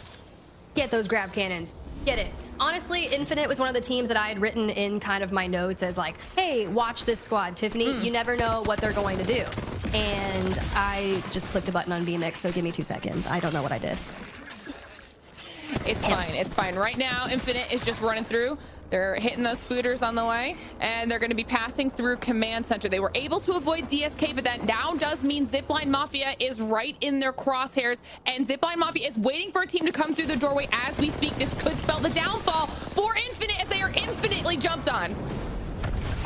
All right, we're in, we're back, and they're jumping immediately, but the damage that goes towards Excuse is going to be enough to carve it back, force Zipline Mafia on the retreat. But where do you retreat to when the ring is all over you? They know you have to come out here, so look at what we've got. Fitu's already dropped the pylon. We're not going to have that, and quite frankly, that's more of a defensive thing here and not necessarily aggro. We need some way to push through this. Maybe Fit2 can do a little jump out there and a little fencey fence around them, but with the Newcastle wall still being electrified, it's not like you can throw an ordnance out there.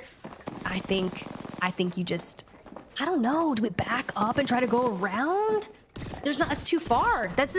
Oh man, that's gonna be a hard one. Yeah, this is a tough spot for both those teams.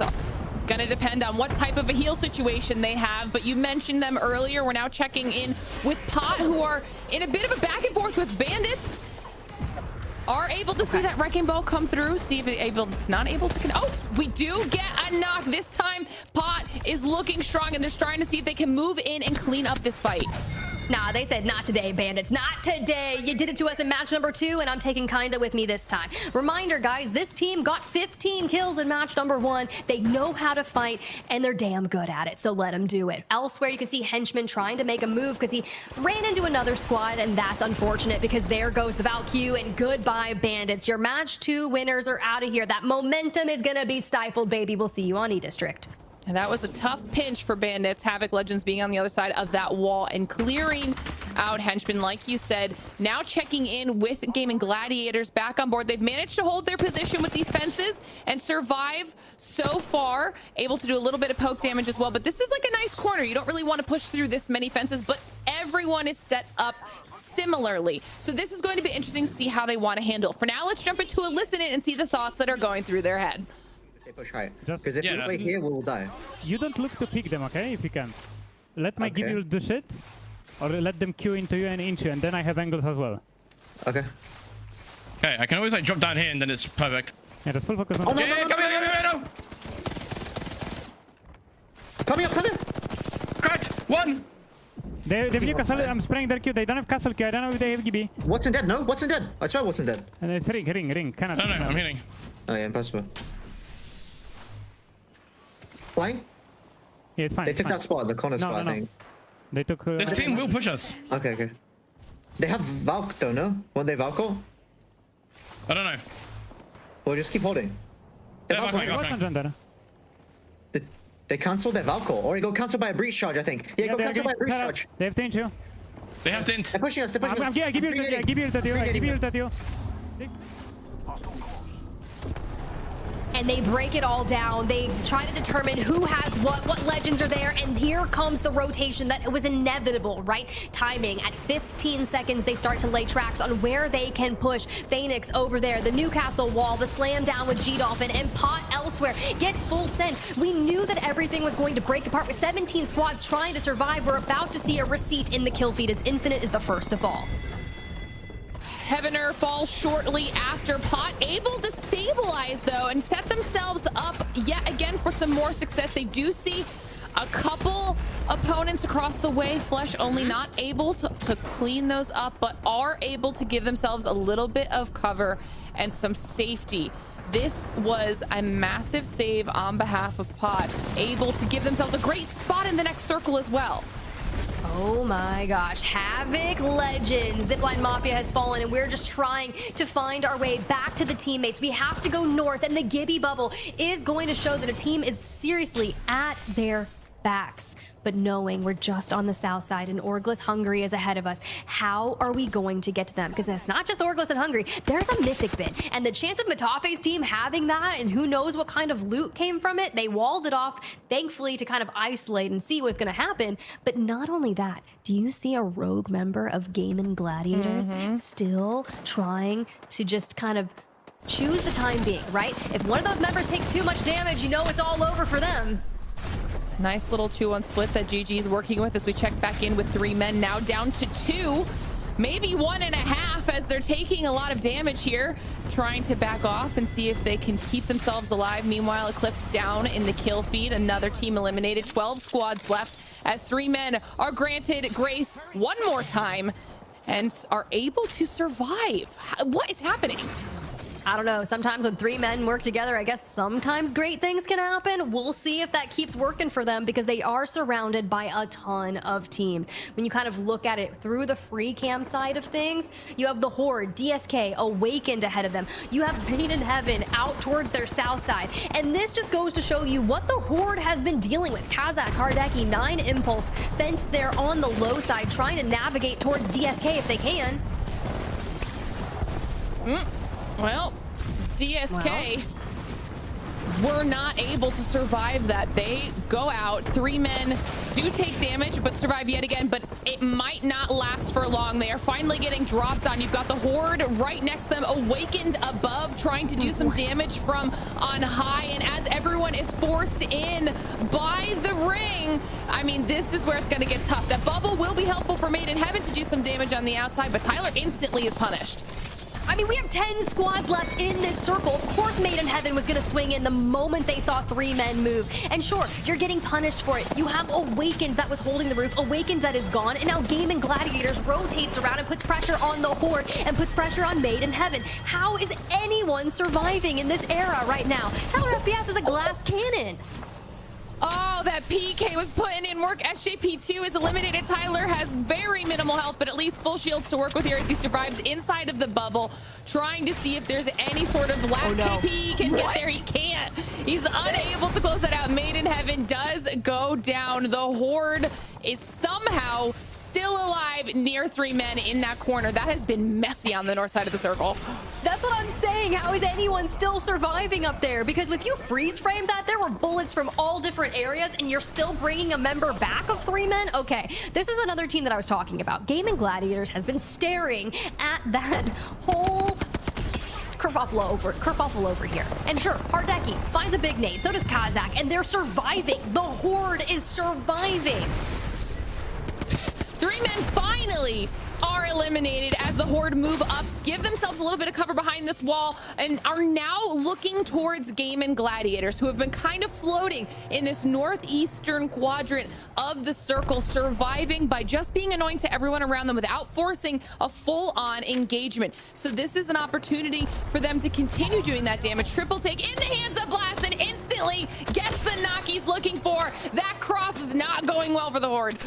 No, it did not, because Max Strafe has a Clxver and it definitely had the name of Hardeki on it. So the Horde out of here. Into the top 5 we go. But a lot of our teams that have found themselves in the top 5 are needed, right? Gaming Gladiators, Citadel Gaming, big names that people have been talking to coming into day number 1 saying these are the teams to keep an eye out for. And the first 2 matches of the day didn't go their way, but this is where they start turning it around. And Pot, your match 1 winners, they have Gaming Gladiators on their roof. Matafe, Orgless, and Hungry have been going down relatively early. They've got some space, but they can't stay there forever.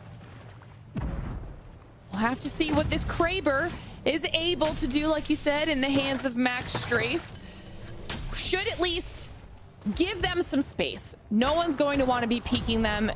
If he can land a couple shots and scare the Orgless and Hungry away across the other side of things, that will give them some breathing room as well. These fences are at least creating some space, but they are on that downward angle as well, so it's going to be tough to find some good sight lines.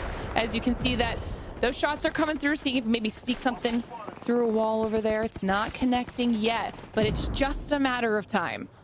They're just my warning shots, good sir. My warning shots now. What is wrong with me besides everything? Okay, look, you've got your setups. I like where we got Blessed. They can actually sanction off more with the fences. Orgless and Hungry, that one's gonna be hard because if you go out towards the left, you're gonna be seen right by Max Strafe and that Clxver. But if you're playing from the buildings where you have space, there's 3 of you there. So who's going to be the first that make that move? We don't have Caustic, you're not gonna have those barrels in play. Thankfully, if you've got Watson, you can fence off some of that maneuvering. But I see across the way, a team has already burnt their bubble. GG is the only team on the north side that has a Gibby to be working with here. Blessed also have a Gibby, so we'll see what they're able to do with that little bit of additional cover, because it's time for our squads to start moving. Like you were saying, Tip, who moves out first? Who takes the damage? Because GG's ready to deal it. Are they able to live through this fight? How would you? How would you live through Ridge Mode? I don't know. Lufka just did some craziness. Zane, even gnarlier. And now you get to see what they can do. Sure, they're going to get caught from across the way, and Gaming Gladiators will not make it towards the final 3. Blessed, full health, Orgless, and Hungry. They move up based off that performance, and Citadel Gaming is on the other side. Max is really looking for a Hail Mary connection here. Just one peek, just one. A Collat would do crazy work here, but we're actually not connecting at all, and there goes our buff. That's going to be big for them because it's going to force Citadel into Orgless and Hungry. This could be the perfect third party opportunity for Bless as they are starting to crack those shields. The Clxver's connecting, Tip. All they have to do is clean up one more squad as Citadel Gaming goes out. Bless needed this. They could have converted match number 2, and they changed their fate here, but it's all on the back of Max and a Clxver, and it could prove to be too much. Let's see. Can you take this fight into Orgless and Hungry? Into the bubble you go. We look for the hip fire, but it's Orgless and Hungry. Matafe is back, baby, and they get a win in match 3.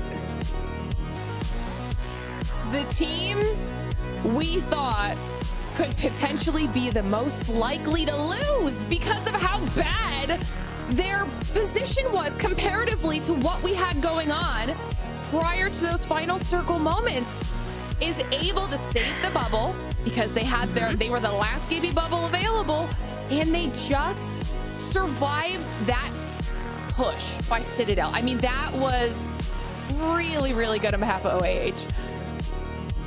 Yeah, I'll go ahead and nod to that. I think that's one of those things where you have to run it back from Orgless and Hungry's POV. So since we are sitting on their board with Max and you're kind of on the Clxver, you're like, okay, what are you going to do with this? Because if you do make a comeback, that's crazy work, right? But for Orgless and Hungry, yeah, with everyone fighting in the north, it allows you some time to kind of pick your battles, decide how you want to fight it out, and you walk in with 8 kills, a 20-point game, and it's like, hey, back like we never left. Blessed, though, do grab 14 points, which is nice, right? Because they get a top 3 position in game number 2 as well. I mean, also, shout out to 3 men because they survived some of the most insane fights that we saw on the northern side of the circle and came out of it with 13 KP. They might have ended up in 7th place, but still had massive kills as a result.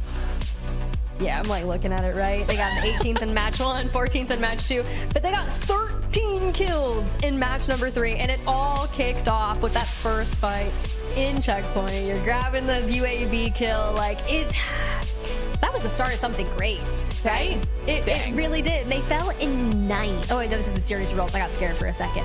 18 total points. Those kills have done wonders for your scoreline to put you into the top 10. And even Orgless in Hungary, a 20-point game when you have 23 total points. So you had 3 points out of the first 2 games. I mean, what is that, like a 500% increase? I'll take that all day. And like you're saying, specifically to call out Blessed, you can see them there in 3rd place as well. 8 KP, but 20 placement points. That is the result of the zone starting in their favor 2 matches in a row. Like you said, in match number 2, it happened again in match number 3. Not able to get the same pop-off KP that we've been seeing out of some of our individual squads, but being so consistent and finding a solid enough position to get the placement points that it keeps them still in our top 3 after 3 matches. So lots of teams to be focusing on here right now as we now switch our focus from Stormpoint on over to E-District. Of course, all of that will be coming up around the corner. Before we get into it, though, it's time to send it to a short break. And when we return, a special guest in our halftime show, so don't go anywhere. Sony InZone, the official audio and monitor partner of the Apex Legends Global Series.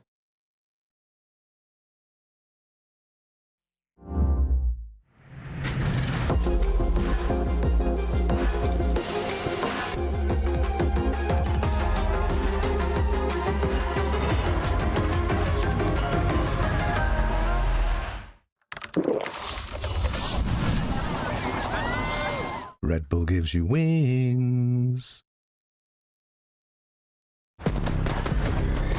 Charged and ready.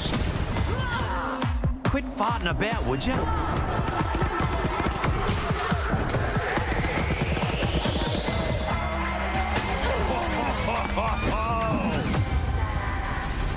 Just give me a shot and I'll shine like the sun. Follow me.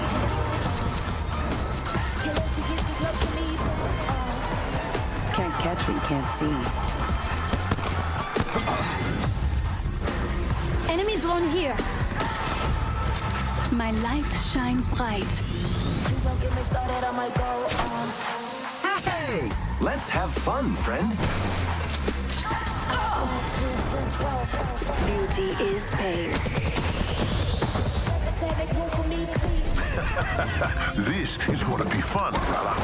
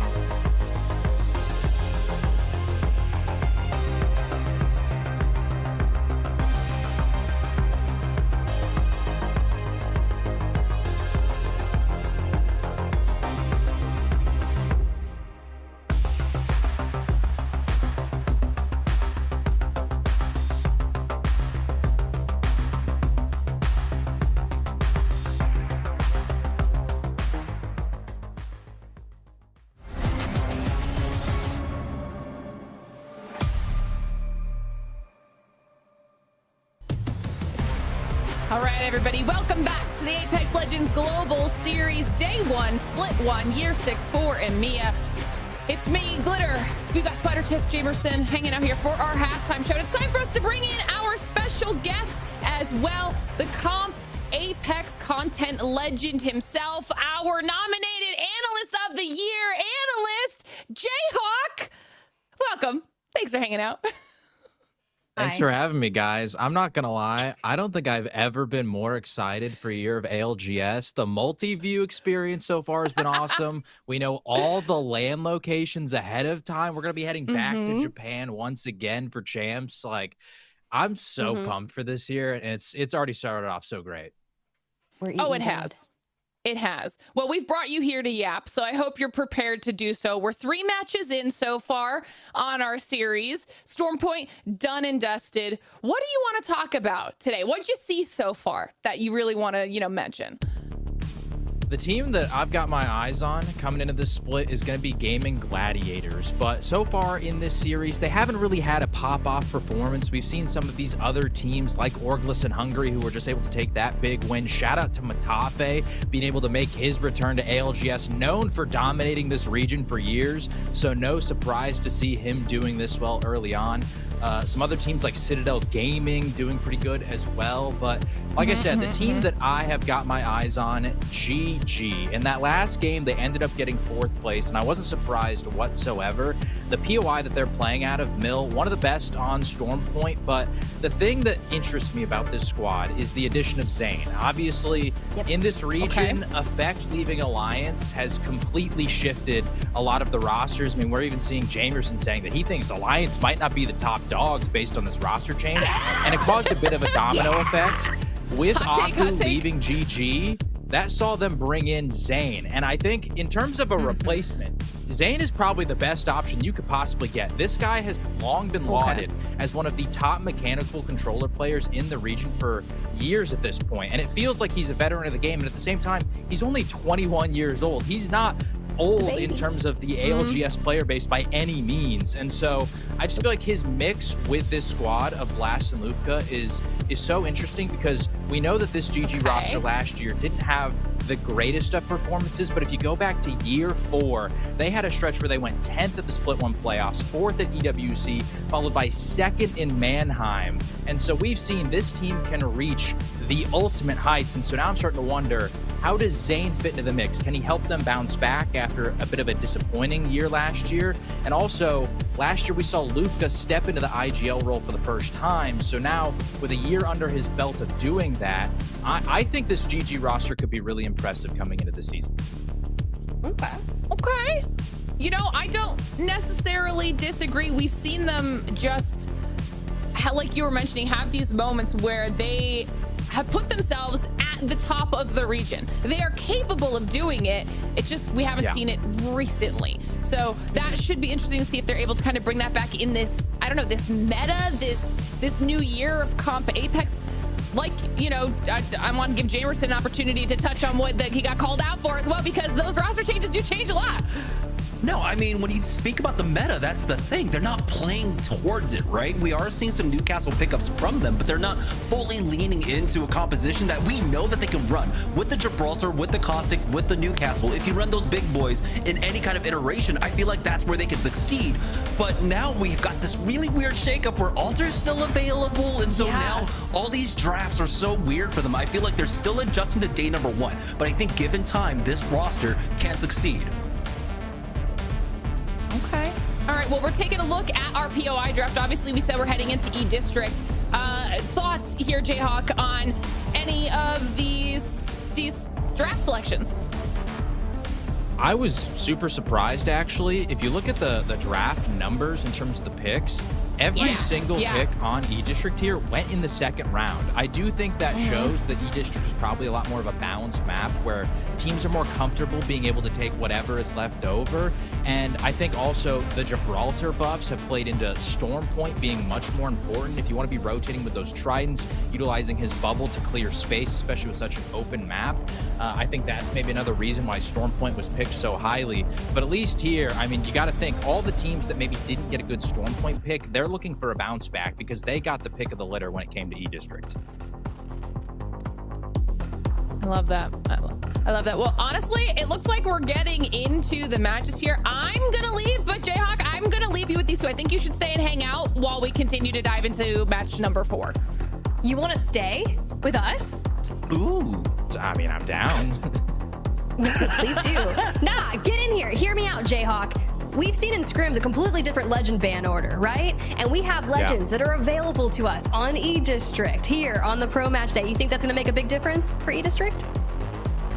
Oh, I think it absolutely will. The fact that Alter's still in play, we know that E-District is Alter's playground, ultimately. So many different walls that you can go through, and so I'm super excited to see her here. And I feel like in Apex, with so many of the character buffs that we've seen, with the diversity of the legend pool, I feel like the one thing that's been the most fun recently is we're starting to see maps where characters are weighted much more heavily, like I just talked about with Stormpoint, Gibraltar, Newcastle, those kind of characters that can help clear space and then hold open ground are so much more important there. But then I feel like here on E-District, I'm expecting maybe a lot more Mad Maggie in these final 3 games to try and penetrate through some of those walls. I'm expecting obviously potentially an Alter ban here after this first game because of the importance she has on rotations.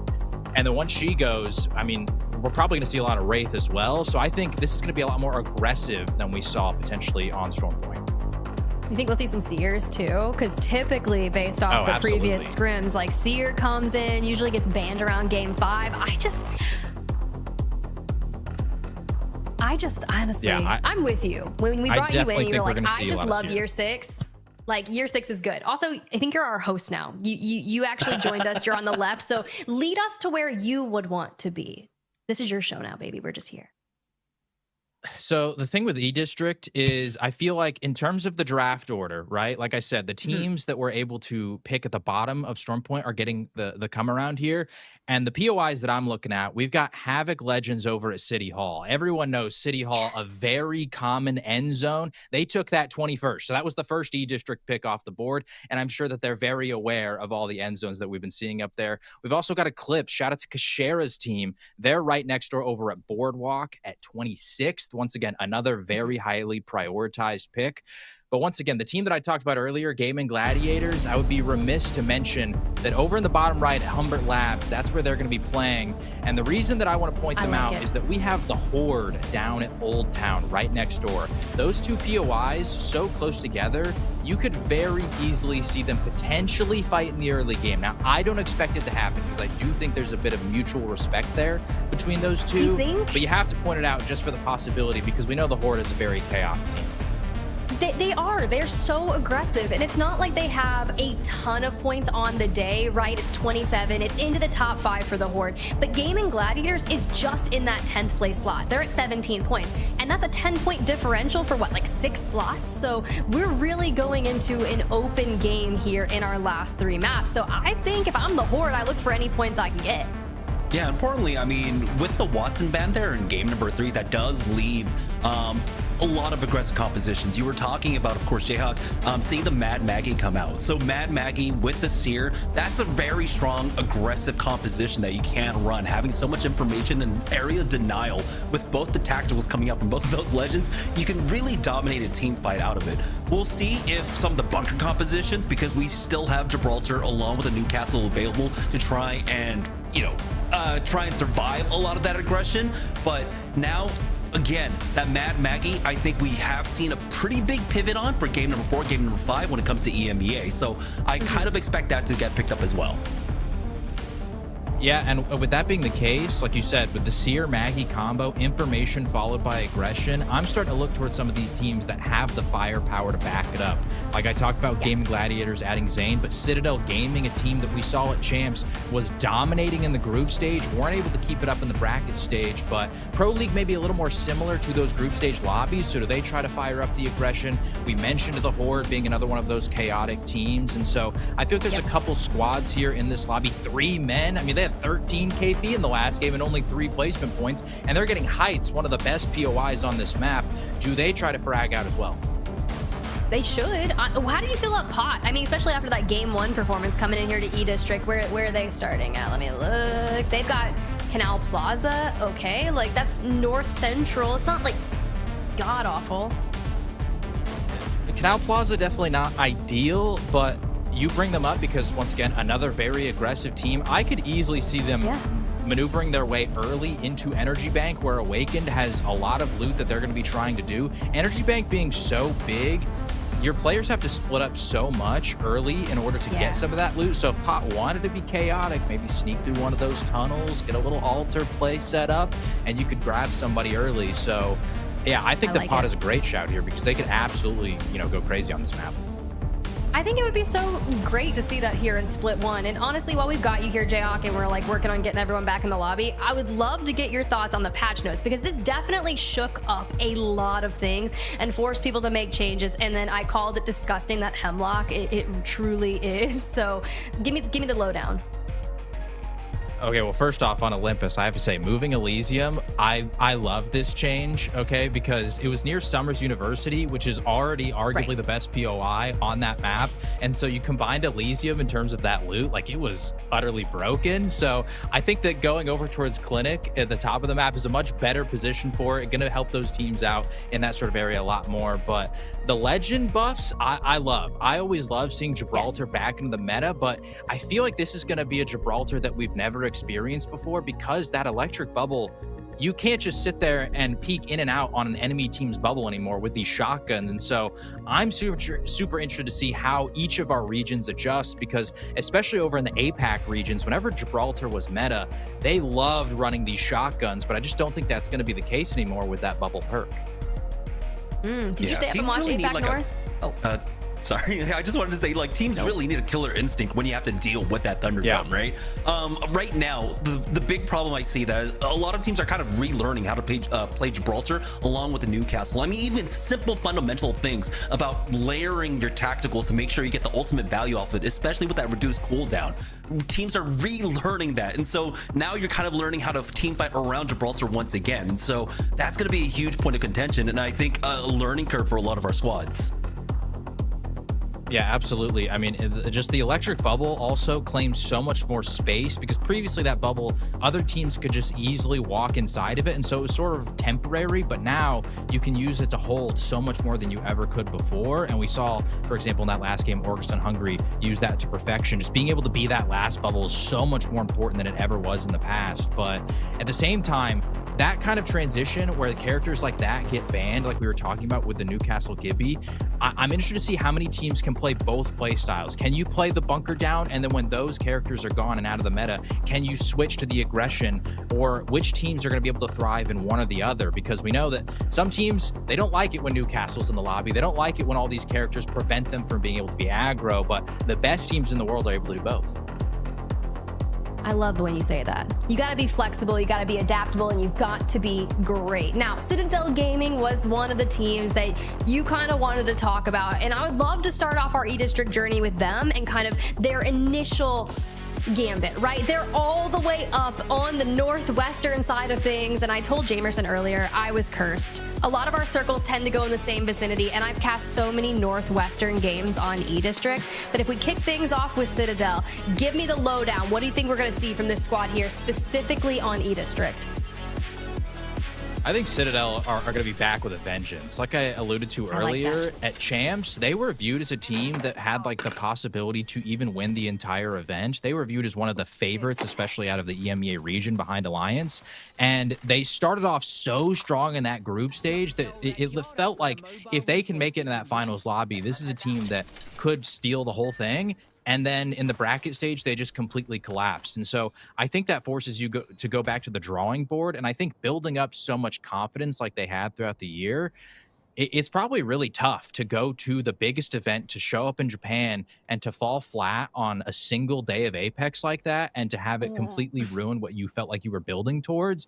And so I think if there's any team in this region that is motivated to come out strong in this split, it's going to be Citadel. I will also allude back to all the way in Year 4's Champs, when I think they were under Noctum Esports, Remix Powers, his former team. Yes. They were the team that owned E-District, if you can remember, all the way back then. And so I wonder if Remix Powers can bring some of that to the Citadel roster and say, all right, E-District is going to be our map.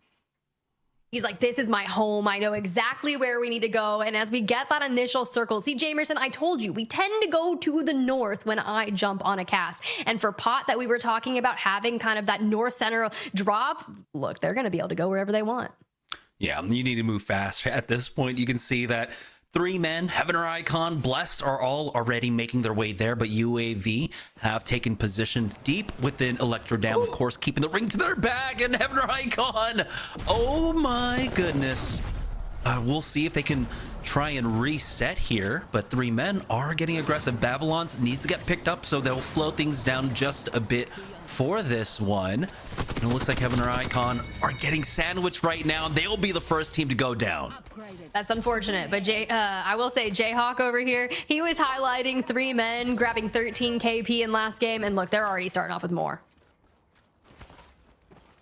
Yeah, and especially playing that Maggie too. I mean, this is a character that I really enjoy seeing being played, and they were not the only ones that we saw on the kill feed. Arctic over at the top got 2 knocks with the Maggie drill. This zone, especially over at EDAM, so many little nooks and crannies that teams are going to be trying to hide in. The Maggie is going to be influencing this end game when we get towards it. I'm all about the influencing, and with Citadel Gaming looking for some information on a nice scan. You got 11 enemies. Jayhawk, before we let you go, I'm going to leave you here with one question. Who's winning this map? Okay. Who's going to take the series day? And give me anything else you want to say real quick. Ooh. Who's going to win this map? I'm going to say, I'm going to go Citadel here. I like the rotation that they're on early. I feel like EDAM also has a lot of playable space. We've already seen some of the teams that are getting here early already getting wiped out, so that's going to clear some space for them. So I'm going to go with Citadel getting the win here. Who's going to win the overall day? Ooh. I'm just gonna call my shot, okay? Because this guy, he dominated the region for a long time. I think people wouldn't expect him to come back and win match day 1. I'm going Matafe and Orgless in Hungary, winning another game at some point on E-District and taking the overall series lead back to his old stomping ground. So I'm gonna say Orgless and Hungary get the win. I love it, honestly. That is such a good way to come in swinging with your predictions and your picks. So Jayhawk, thank you so much for sharing your knowledge. Thank you for joining us here on the desk. I hope you have an amazing day out there playing around with Multiview, grabbing the watch parties. Guys, if you're not following Jayhawk in chat, I don't know what you're doing with your life, because Jayhawk is great. Jayhawk puts out so much good content and is a really valued member of the Apex Legends community. Thank you so much, homie.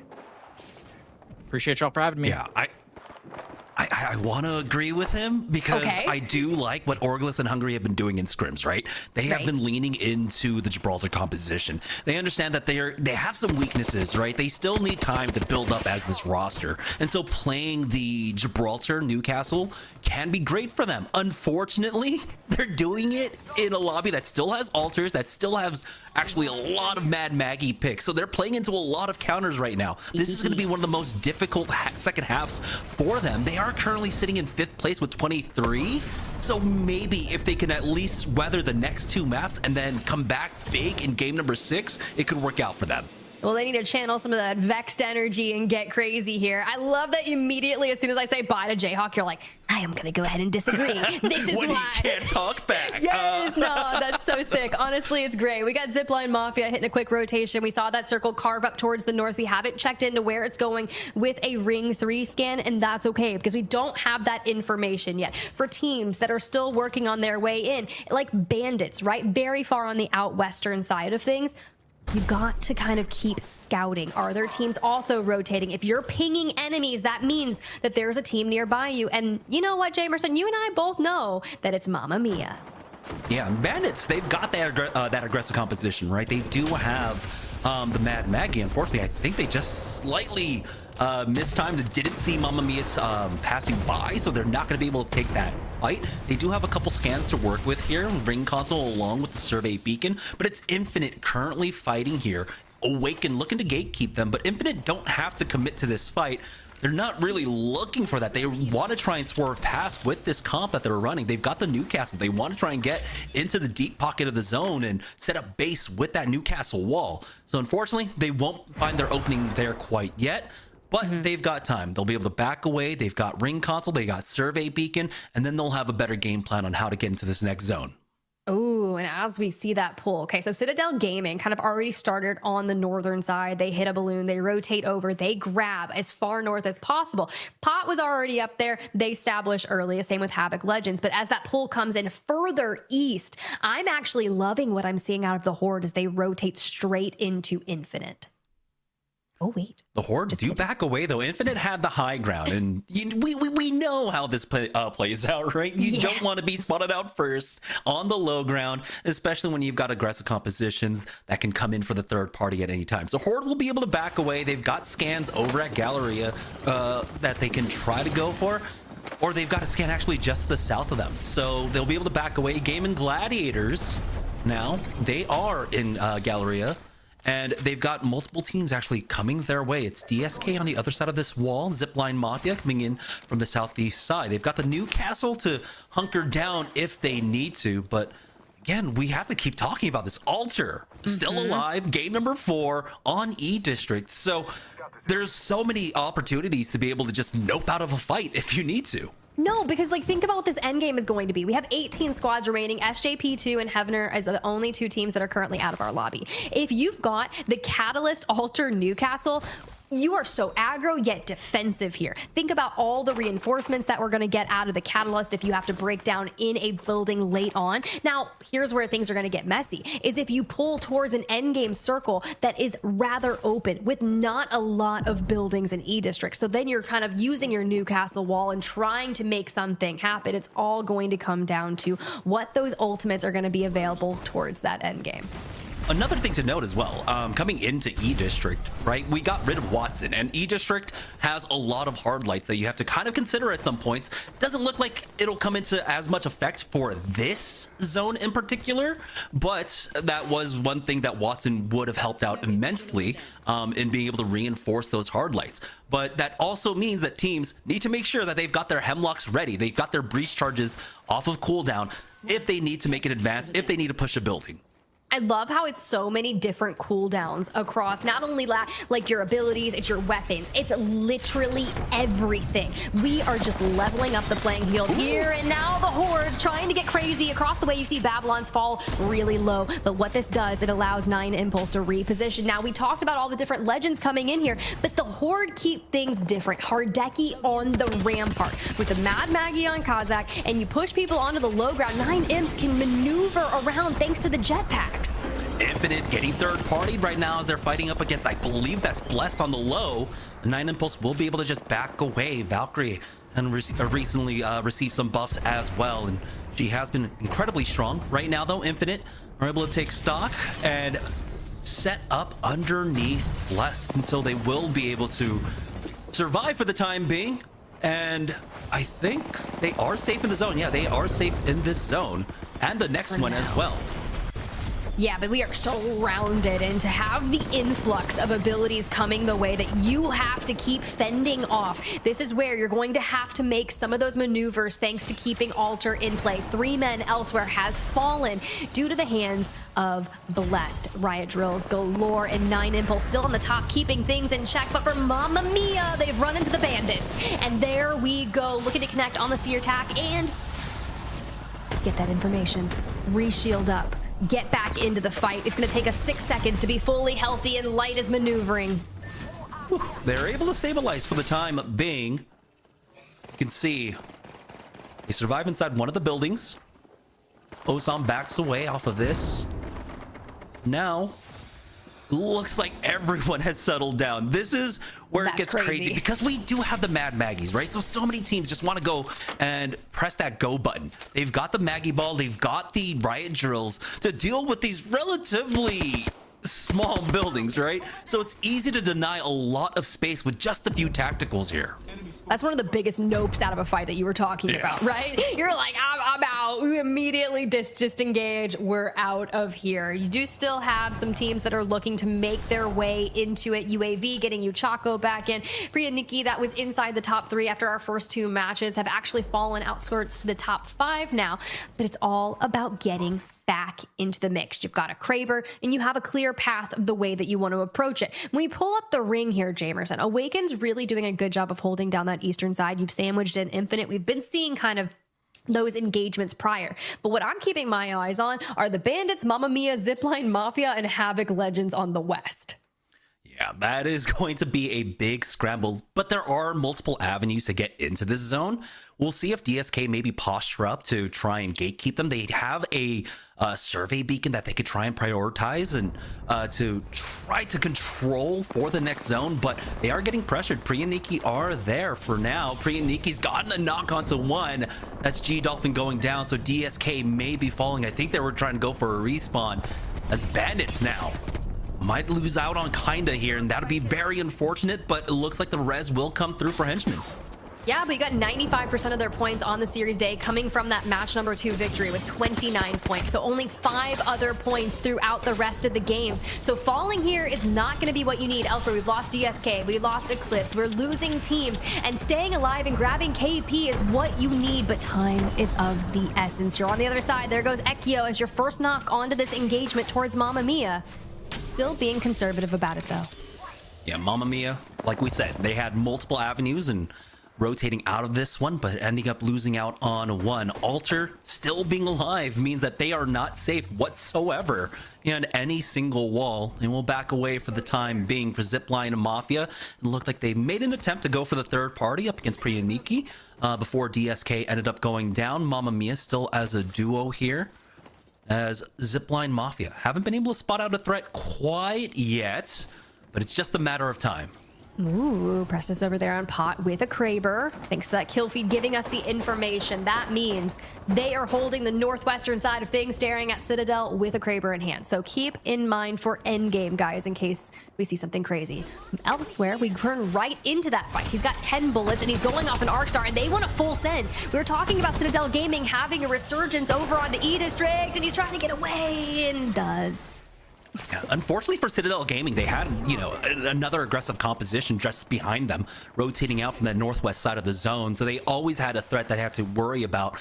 And with so many teams favoring that southeast side of the zone, it left it relatively free for Pot to get aggressive on them. For Bandits, unfortunately, they got angled out by Havoc Legends, and now they're left to try and recover. Light is still alive. He's able to get both of those banners, and now he just needs to get to that respawn beacon, but he's been spotted here. We'll see if anyone gives chase. He is running directly in front of Pot, though, but for the time being, he is alive. It's going to be difficult. We'll see if we can get the respawns. Yeah, but if you want to be a little stealthy, having your altar be the one is perfect, right? You've got 1 Q charge. I see that, therefore. And through that we go. I'm nervous. I'm like holding my breath. I'm like, can Light make this happen? We got Zipline Mafia in the skies as well. And things are looking so difficult for Light here. He does have the Q. Try and stay safe for now. I think he might just be able to rat this one out for at least a few more placement points.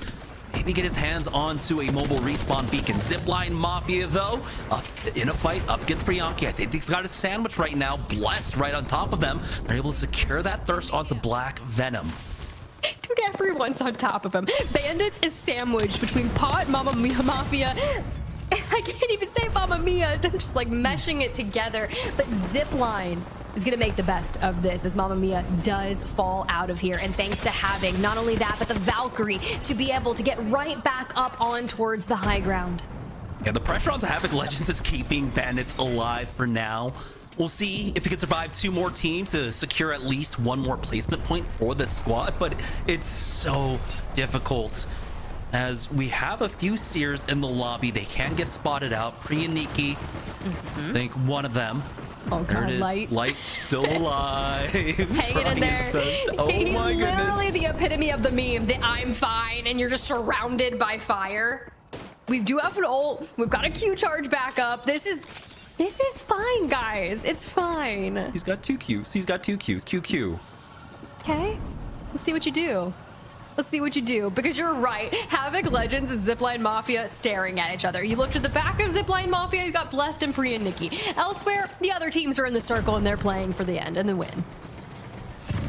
Oh, Now that's a the nice zone's piercing closing spike. in, and in this chaos, there's an opportunity for Light to try and make it to top 10. We do have Bless coming in with the Skyward Dive as well, getting deeper in. Gaming Gladiators, UAV, Orgless, and Hungry Maiden Heaven, the Horde have positions already established inside the zone. Zipline Mafia finds one.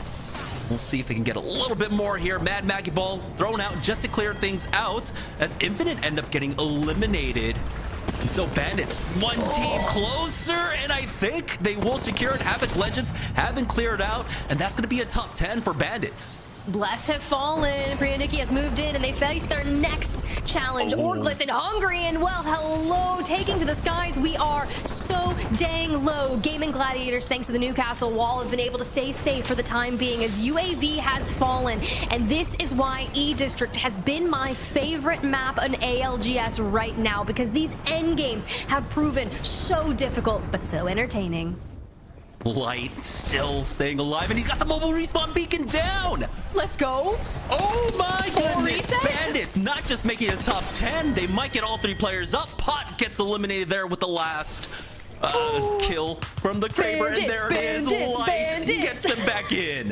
That is what I'm talking about, Light. God, your heart rate. Lock up a heart rate monitor on this kid ASAP, because you know it's like going, unless he's just staying cool and calm under pressure. He's already dropping the utility for his teammates so they can come back and get right into it, because Made in Heaven, other teams are going to be looking straight at this, and you have to fight forward knowing that we've expended so many of our utility to get here, and everyone else is starting from 0%. You're not likely going to have ults for endgame. So you gotta stay out of the fights for now. Fortunately, you do need that Maggie Ball to clear out some space at the very least, but we'll see. Hardeki, though, for the Horde, dropping down. Sheila is at the ready. Looks like nothing's gonna really come of it, but they had to play that one cautiously. They had to use their cooldowns for the time being. They are set up with the Sheila now. On the other side, you can see Tyler, Nags, and Cinetic peeking them. Made in Heaven looking to maintain this high ground. They do have, it looks like, a little bit more of a corner. They're gonna really have to utilize that Newcastle to keep themselves safe, but the Maggie is there. The Riot Drill can do a lot of work. You've got the Rampart ready to go as well, but oh my goodness, the Horde get absolutely melted. Nine Impulse ends up going down. Contact the only one alive, and they've got no cover. The Horde end up falling. Between PRYANIK and Made in Heaven, they are just opened on. Now Bandits elsewhere, see if they can be able to make this movement, and they get towards the underneath of them. They're all up, which is crazy. And as soon as I say that, they start to look for Kidnaps, they look for Knocks. It's just kinda alive. This is how we're trying to get as many points as possible here. As kinda, I'm sorry, the full onto Matafe, it kinda hurts. Ex-teammates, that's okay, it's a new year. Kinda. With the sliver HP, gets sent on, and he survives just long enough. GG helping him out. So they'll secure a little bit more here, but it's been GG controlling the center of the zone. Orgless and Hungry on the other side of this one. Only one player left. The Valkyrie drops down, and that's going to be GG getting the buff to get that win. GG for Gamin Gladiators, our first win on E District, and it came at a perfect time to get that win, because mind you, they were on the up and up. They needed some scores to break into the top 5, and I can't wait to see what that match does for their series results. And with only 2 more games to go, who else is going to stand atop and grab a win? Yeah, there's so many teams from the middle of the pack right now working their way up to the top, and so I'm so glad here in day number 1 we have such a competitive field. The top 5 live so close. It's absolutely insane. It truly is. Let's go ahead. Let's start looking at the match 4 results. 14 kills for Gamin Gladiators. And this is so crazy because Jayhawk on the halftime, you're right. You called it a buff. Like, it was talking all about them and how impressive they can be. What is bringing in Zane going to do for this roster? And I think grabbing 26 points is just magnificent. For PRYANIK out there, sure, you got 4th place, but you grabbed 10 kills as well. Great charge there. Bandits with Light getting the reset, still getting 12 points. Orgless and Hungry on double digits, as well as Pot. So it's going to be a very, very wild series of results for sure. Yeah, it's pretty hotly contested, but that's a well-deserved victory for Gamin Gladiators, utilizing that Newcastle extremely well to have that extra space in the center of the zone. And they also made a good move. We didn't see it, I believe, on broadcast, where they cleared out that south side. We did see the respawn coming in for the for what was it, Bandits Horde, but they were able to get aggressive there to clear out the south and make it very easy for themselves to slowly walk in while we had that northern collapse. But yeah, this series results is extremely close in the top 5. I know, I'm like literally writing it down, Glitter, and it's crazy when you've got literally 8 points between 1st and 4th place. We're in for a treat. 100%. And I gotta say, the combination of Light being on Altar, but also Zipline Mafia literally taking out every single team just through happenstance that was looking at Light or trying to poke any sort of damage at Light.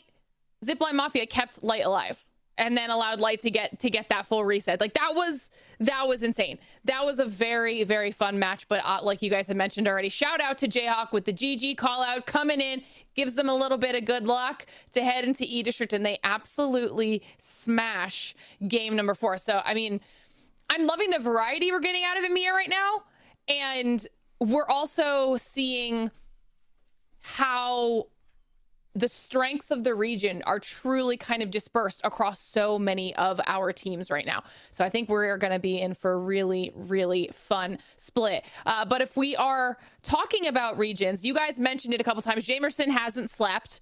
APAC. Okay, let's talk about APAC North specifically for a second here, because there was a big announcement on social media. Tiff, talk to me about this. Well, I told you I was in a NyQuil coma last night, so I didn't actually get to see it. But I will tell you, when I saw the series results, I gasped. Yes. Because Fnatic in 20th place, and that's not the same Fnatic that we've grown to love, right? Because of the announcement over here on the right, Yuka is no longer a part of Fnatic, and if you've been sleeping under a rock, wake up, because it's time. Zeta Division, Mike, Yuka F, and Suzuki here. I love this roster. I've been following the journey of Suzuki for a very, very long time. So to see how they're going to do together, let's go ahead and run it back. Thank God we got highlights, because I told you, I missed it. I'm sorry. Yeah, we get some final circles here from their match day 1 to see exactly what happened. And you know, this is great because we often don't really get to kind of see, unless you guys are following each of the individual regions, Jamerson, we don't really get to see this until it's LAN time, and we know how good these regions are. Yeah, it's so often where once we get to LAN, it's like, oh, we didn't know these teams were so strong, right? Like Enter Force 36, like what they were able to do in SUPERNOVA. But I'm glad that we do have this opportunity to really highlight these squads. Yuri's playing on Reject Immunity as well. He's been on a crazy journey as an individual player from, well, what, season 2, year 2, year 3, somewhere around there. So I'm glad that we are able to highlight them like this.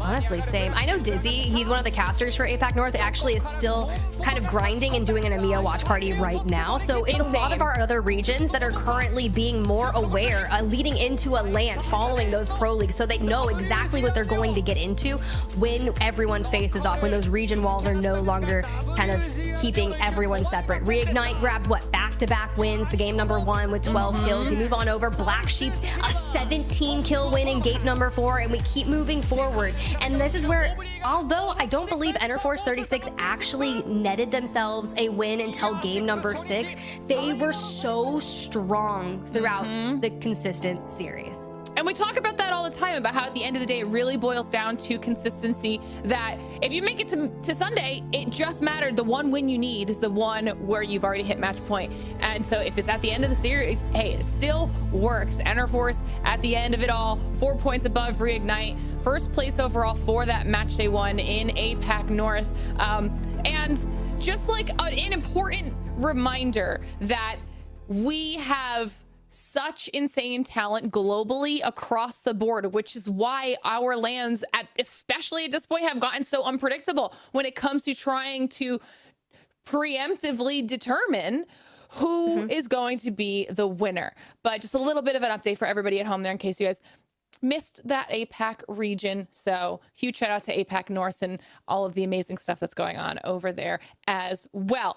For now, Tiff, we're going to be saying goodbye to you, give you a little bit of a break for the series. Hope you enjoy that. Jamerson, it's time for me and you to dive into match number 5, our second match of the day here on E District this time around. And Catalyst was banned, so we're still gonna be looking at Altar.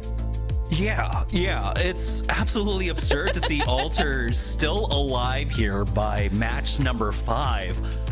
The latest I've ever really seen in scrims for the last couple of weeks is like round 3, match number 3 or so. Yeah. And even then, that was like extremely rare. So we've got we've been in uncharted territories for quite some time here for EMEA, because Alter has been the first map ban for I think like 95% of our scrim matches.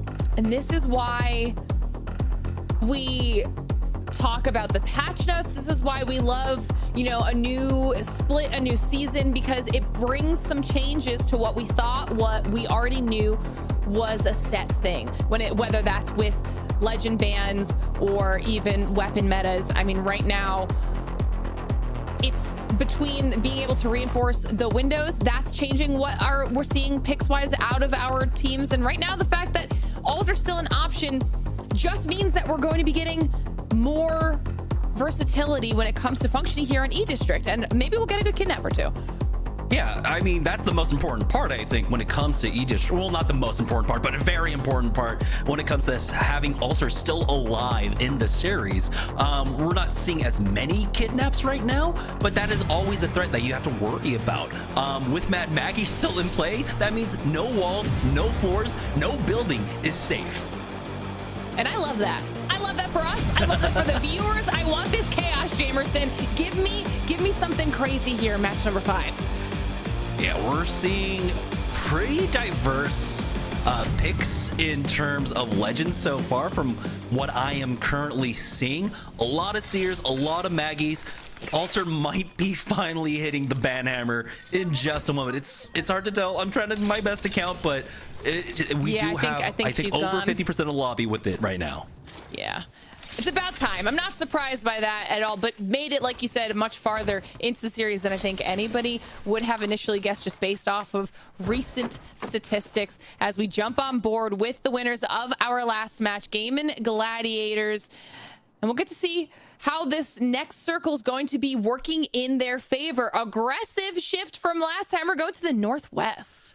Wow. I mean, so much of scrims I've been seeing, it just pulled down to like Draft Point, Viaduct, and the southern side of E-Bank. So we have been gifted so far. It's been 2 northern zones, but now pulling up towards that northwest side. We'll see if teams like ECLIPSE NEEVEPRO, who have been running that Mad Maggie, can find opportunities to get aggressive, but they haven't been able to do it quite yet. It's Havoc Legends that are currently inside of City Hall, and they don't have the map scan, so they don't know that it's coming towards them. They're about to hit the survey beacon, and they'll see teams are making a beeline for the deep pocket towards maybe resort side, find more of those buildings on the northern end, and they'll have a general idea of where this ring is pulling for themselves. This is going to be massive for Citadel as well, a team that Jayhawk said could potentially win last match. Well, they might be able to set themselves up for success this time around. They've got both a beacon and a console, a ring console up in resort, so they will have a lot of information at their fingertips to be working with. They're also on the slow side of the zone, so they really could play the edge if they wanted to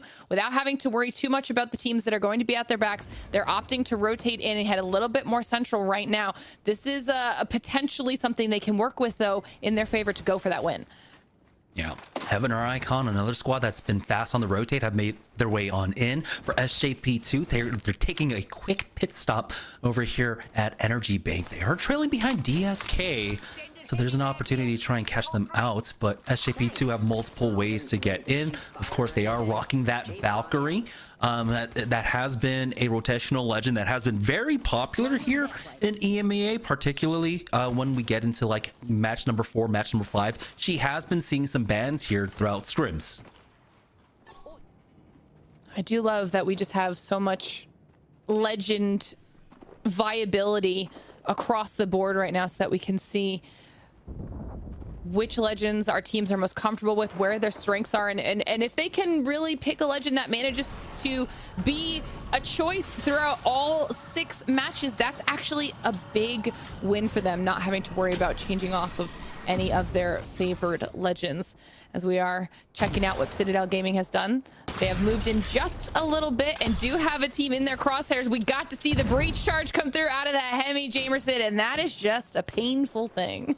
Yeah, I think if we get a look at what's going on like center zone, you'll see that that's probably all that's happening. People just hitting the breach charges, people just hitting the riot drills, just slowly farming up their evos. And speaking of drill, the Saint ends up getting a knock onto Query, so the fight has been taken.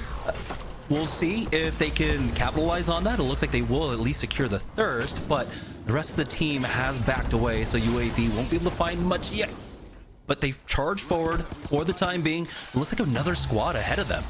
I am liking this aggression, though. They're chasing them down, seeing if they can maybe clean up some KP. Arctic has some decent angles here potentially to work with, trying to see if he can maybe connect with the breach charge. Does decide to finally back off. Doesn't want to overextend too much, but also pushing up like that did create a lot of space for them to work with here and give themselves a little bit of breathing room if they want to continue looting or if they want to continue the hunt.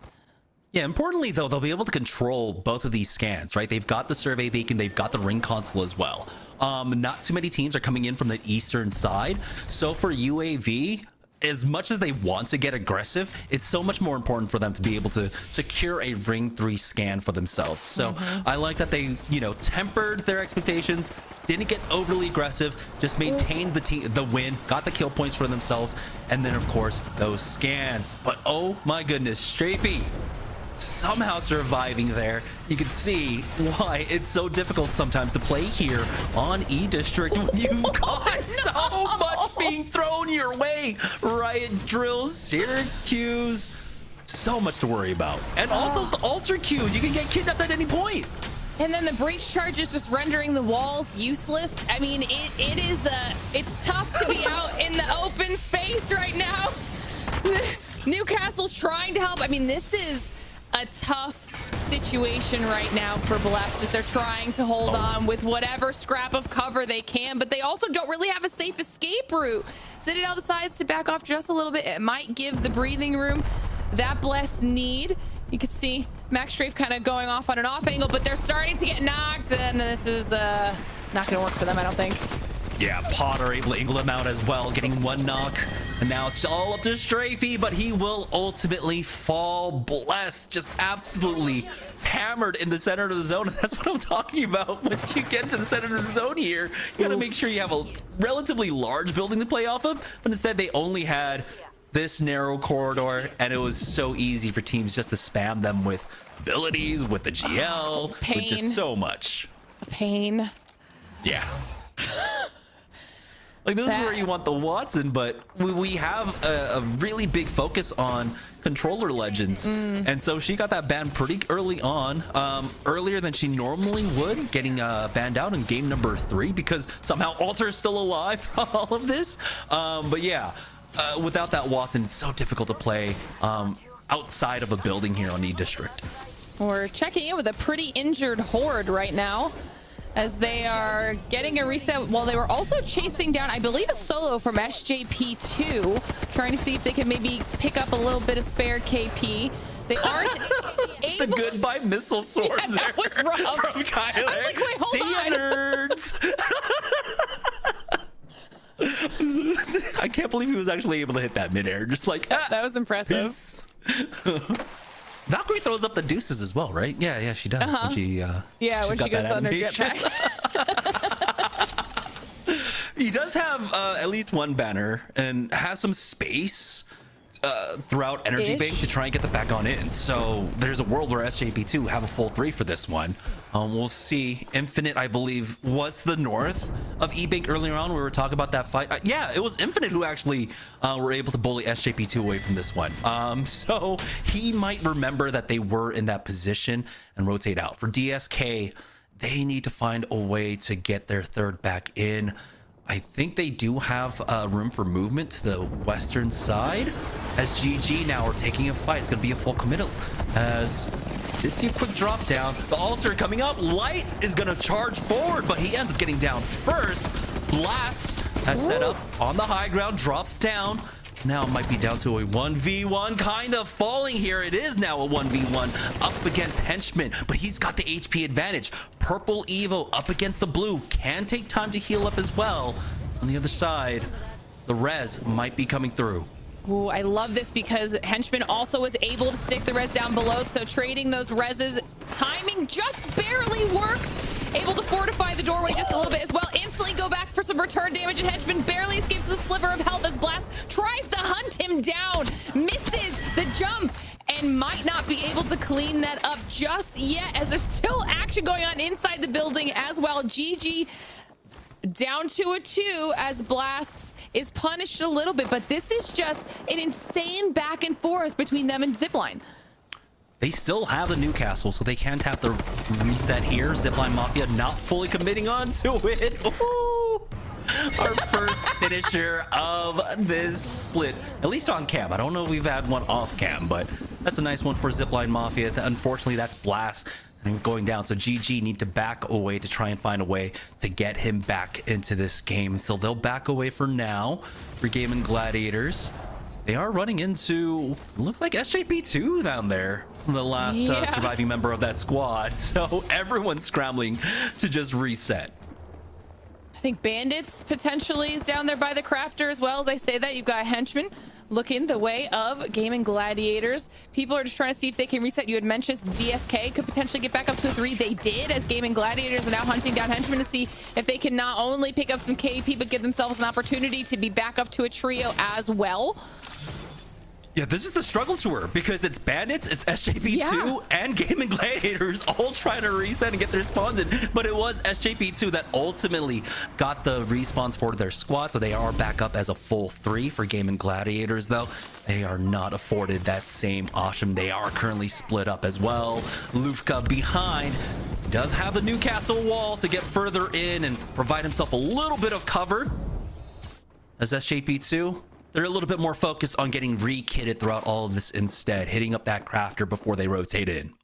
This is tough. You can kind of see it better reflected here on the map. You've got Bandits at Blossom Drive trying to get themselves back up to a 3. A healthy DSK able to have reset. SJP2 right with Gaming Gladiators taking damage in the ring, trying to survive. And now we're checking with PRYANIK, who have moved up towards Infinite as they're in a little bit of a back and forth here.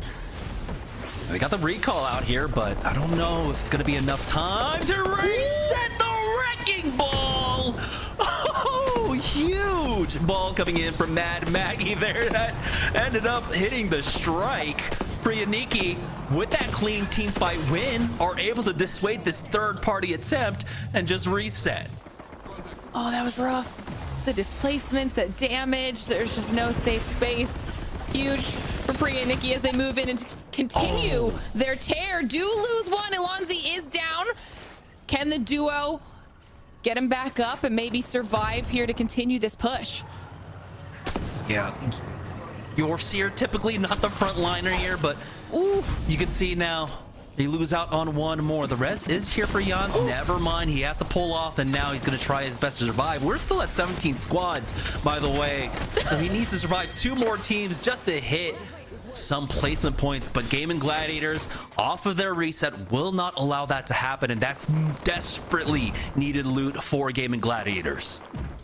The teams are finally starting to drop. I didn't even realize we're still at 17 when you had said that. SJP2 eliminated in the kill feed as Gaming Gladiators are healthy, back in business, rotating. They've got Havoc Legends that they're now going to be facing off against, as well as Bandits are back in some sort of safety, only to run into more players. Down to 1, able to stick a res here, should get back up to 2, but how much does that really help them when they have Made in Heaven, Awakened, DSK? I mean, this area is packed right now.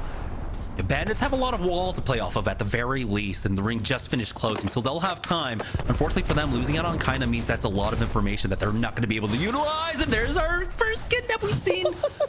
Oh, Light is quick on the trigger finger though, or at least directional, and is able to get back to the safety of his squad. Mobile respawn beacon down.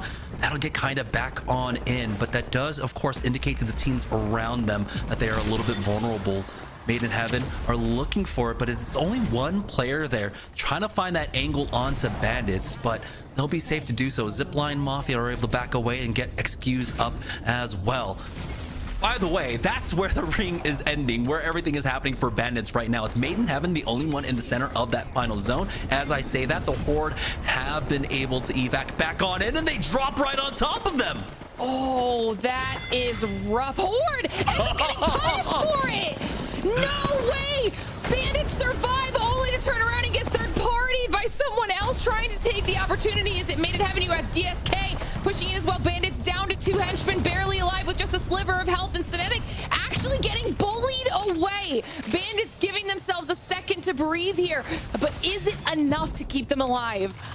DSK have to pull back because Zipline Mafia are coming in right behind them. And again, walls are just an idea on this map, right? Like, they don't really exist here because Alter is still alive. UAV dealing with having our icon on the eastern side right now. They have a relatively easy walkthrough now. As I say that though, Arctic just gets tagged by like 2 shots, and now he has to back away. The riot drill tags him, but he does have the safety of another wall to play off of here. So UAV stay alive. They're not going to be able to hunt down the rest of having our icon, but again, relatively free walkthrough for them. Bandits are just on another level as they're able to continue on, at least with their fight for survival here, as GG are just down to Lufka.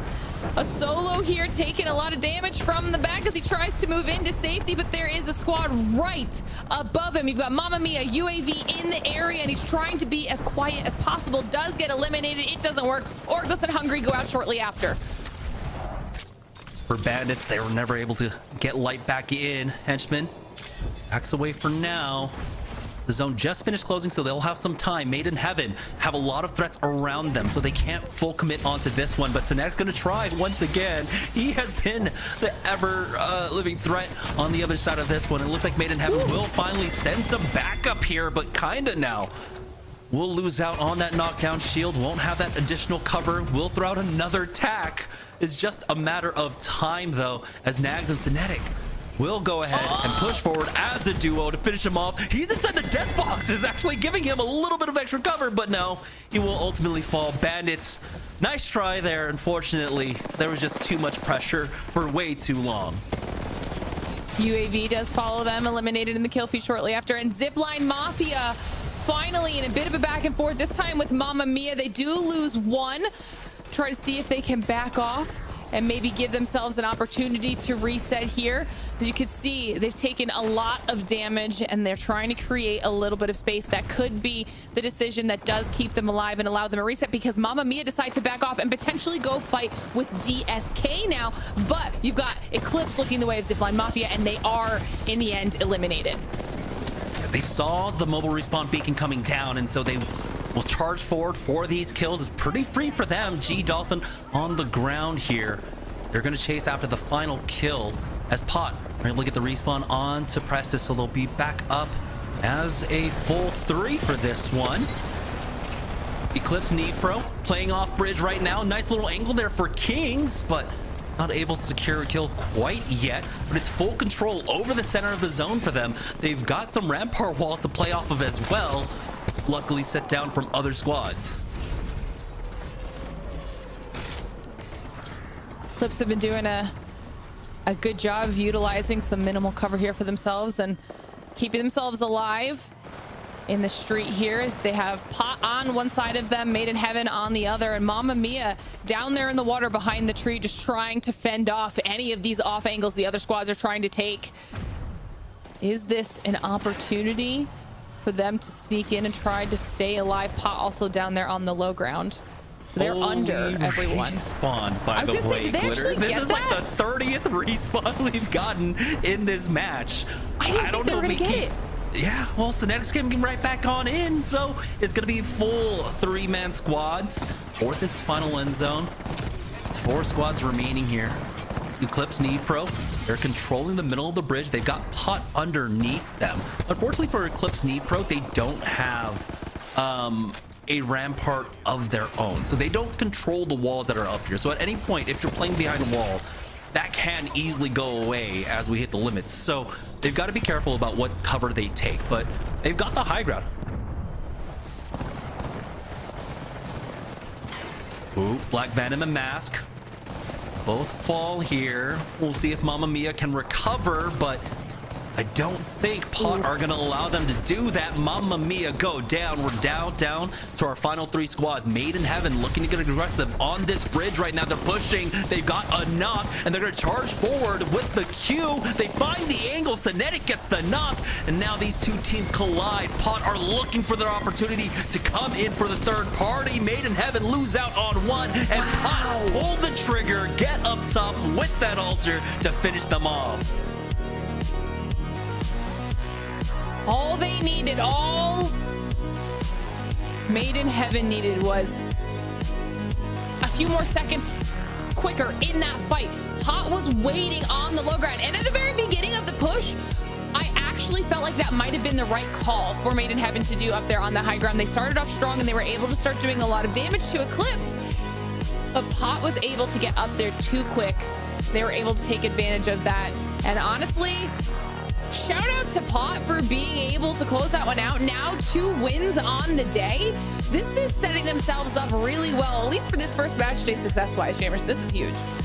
Yeah, this is great. Again, you want to start off strong when it comes to the split. And I'm not expecting the dominance to come out from Alliance. So I feel like there's going to be a lot more room at the top for teams to contest for that first place spot at the end of this split. Now, Pot are off to a great start here. They put their best foot forward. If they can get the win on the day, there's a huge opportunity for them to be one of the top dogs when it comes to this split. I love this. I love that we're getting some variety here out of the region to kind of kick things off, and we'll see what that means for our series of results. Now puts Pot up there in first place with 65 total points, followed by Bandits, but not as big of a gap with first and second place, but it does start to fall off pretty aggressively from there. I mean, it's just showing that because everyone had bigger games when they got their win, the second a team got a second one, it was just that much of a boon to their overall score.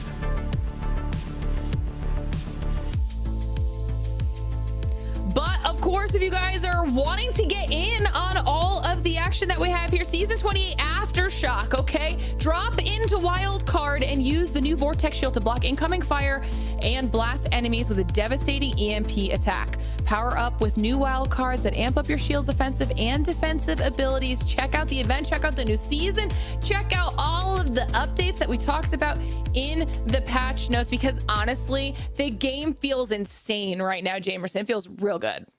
Yeah, I mean, I love the Hemlock, and the changes were pretty big, right? Because I love the burst function of the Hemlock. But right now, this current iteration, the fire rate feels so good. It's somewhere in between, kind of like the Alternator and R301, which is my comfort zone. Right in between. It's the perfect spot for myself. And it's just OP. So, yeah. Absolutely. So make sure you all in chat are checking it out. But there's still a little bit more Apex Legends action in store for you on the other side of this break. We have match number 6. Don't go anywhere.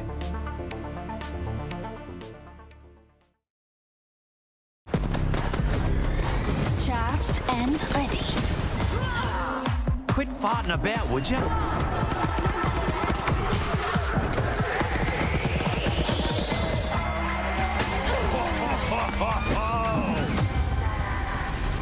Just give me a shot and I'll shine like the sun. Follow me.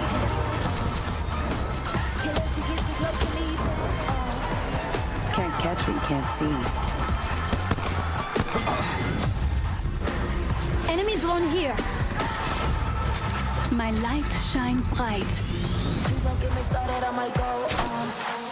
Hey, let's have fun, friend. Beauty is pain. This is gonna be fun, brother.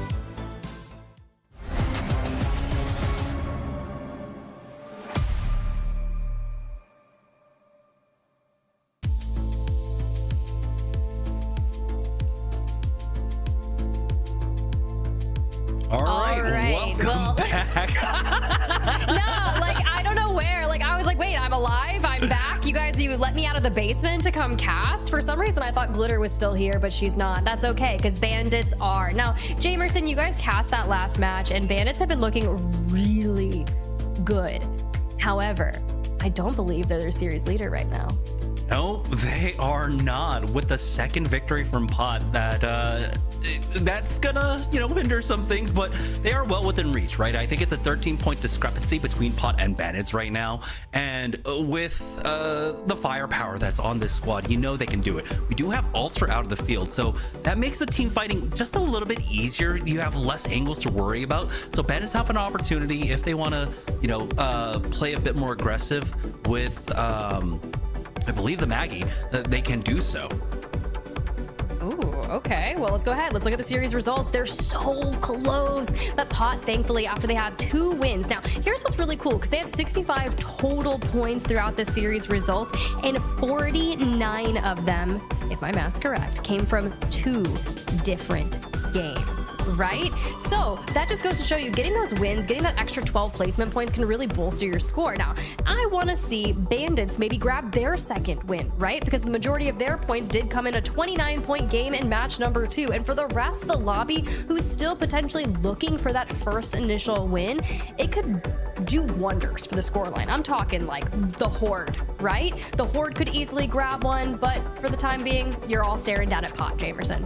Yeah, right now, in the top 3, it's Pot, Bandits, and Gamin Gladiators. Gamin Gladiators have an opportunity, but it's going to be the Bandits who have at least that 3-point advantage over Gamin Gladiators to try and catch up to Pot. But those 2 wins, I can't believe that they were actually outdone in the next match, right? In match number 1, they got the 15-kill, big win to start off the day, and then the next game, all of a sudden you have a 17-kill game. Like, how does that happen? It just does. It just does. Hey, at least it wasn't a 20-kill win where they killed a third of the entire lobby, because we've definitely seen that happen before. And they're like, wait, why is this feeling like a ranked game? That was easy. That's how some of our players initially start feeling. But it's just been curious to think about what everyone is assuming they think from the first match day, because all we've been watching, Jamerson, are scrims, right? And this day, we know that when you come into a Pro League match day number 1, it is not indicative of what we've seen in scrims. It plays out completely different, and that's why I can't wait to hear from our players after this. Yeah, I mean, importantly, everyone was just used to Alter being gone. Map number 1. You just no longer played with Alter, but she finally received the ban here in our last match. And so it feels like since then, since the beginning of the series, a lot of teams were just adjusting on the fly. So many teams had their kind of go-to compositions, right? Like after the Altar's gone, what do we go with? Some people are picking up the Pathfinder, people go over to the Valkyrie as well. But now you have to shift as the match day went on. So again, we're seeing the beginning of the split start off in a very unexpected way. All right, well, let's get into it. Match number 6, our final match of ALGS Pro League Day 1 for the EMEA region. So much chaos, and everyone has their sights set on Pot. I know I do. And I can't wait to see who's going to be able to stand up against them. Now, we know we talked about it when we switched from Storm Point over to E-District, that their position on the map, the starting point, not really the best, but what it does allow them to do is grab some weapons, get on the go, and then immediately dive into circle. But this time, we might actually see it go way further south based on that mini-map. They had 2 zones pull up to the north side, relatively easy for them to get into a very strong position, right? When we went over towards EDAM, and then also when we went over towards Resort and City Hall. And so they had priority. And that's the thing about Canal. You have to move fast, and they'll have another opportunity at that. It does look like this might be pulling down to the south, but we need that ring scan to be sure. And oh my goodness. Quite. Oh, they hit the scan, and they're going to be delighted with this one. They've got the ring console right there. It's coming into E-Bank.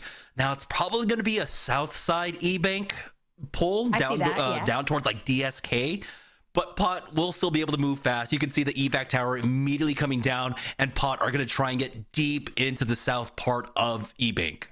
And the best part about this is Awakened can't loot the entirety of Energy Bank. Jayhawk was talking about it. We know it's just such a massive POI, but now you're going to have this influx of teams looking to lay claim to a space early on. Infinite, Blessed, Mamma Mia, Gamin Gladiators over there from Humbert throwing themselves at draft point and just below Energy Bank. So do I say that this could be the best game of our day? Possibly, with how many teams survive in E-District, but the last game of the day, Jamerson, it's always so much more fast-paced. Yeah, I was hoping that, like, what if we could get like tracer lines on the map just to see where everyone's exactly looking? Because I feel like there would have been a cross intersection right where Pot are, in the middle of more than likely where this zone is going to be ending there on the southwest side of E-Bank.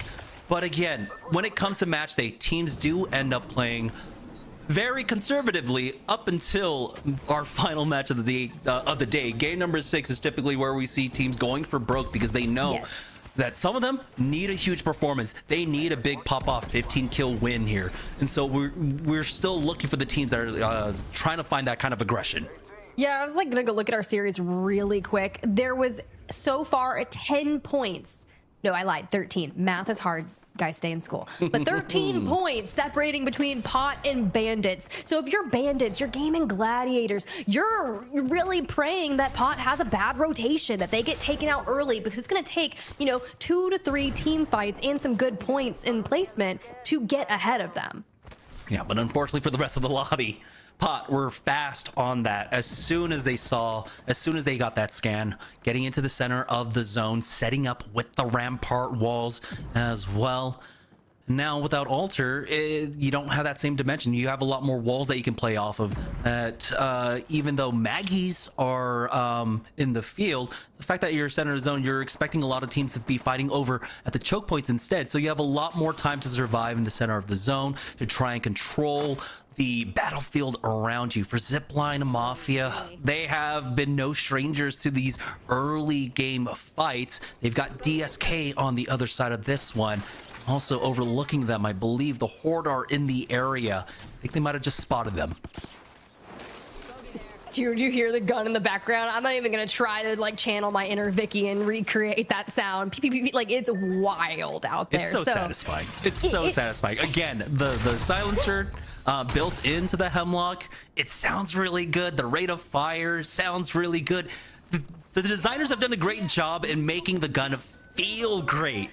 But let's be real, it is OP. It is OP.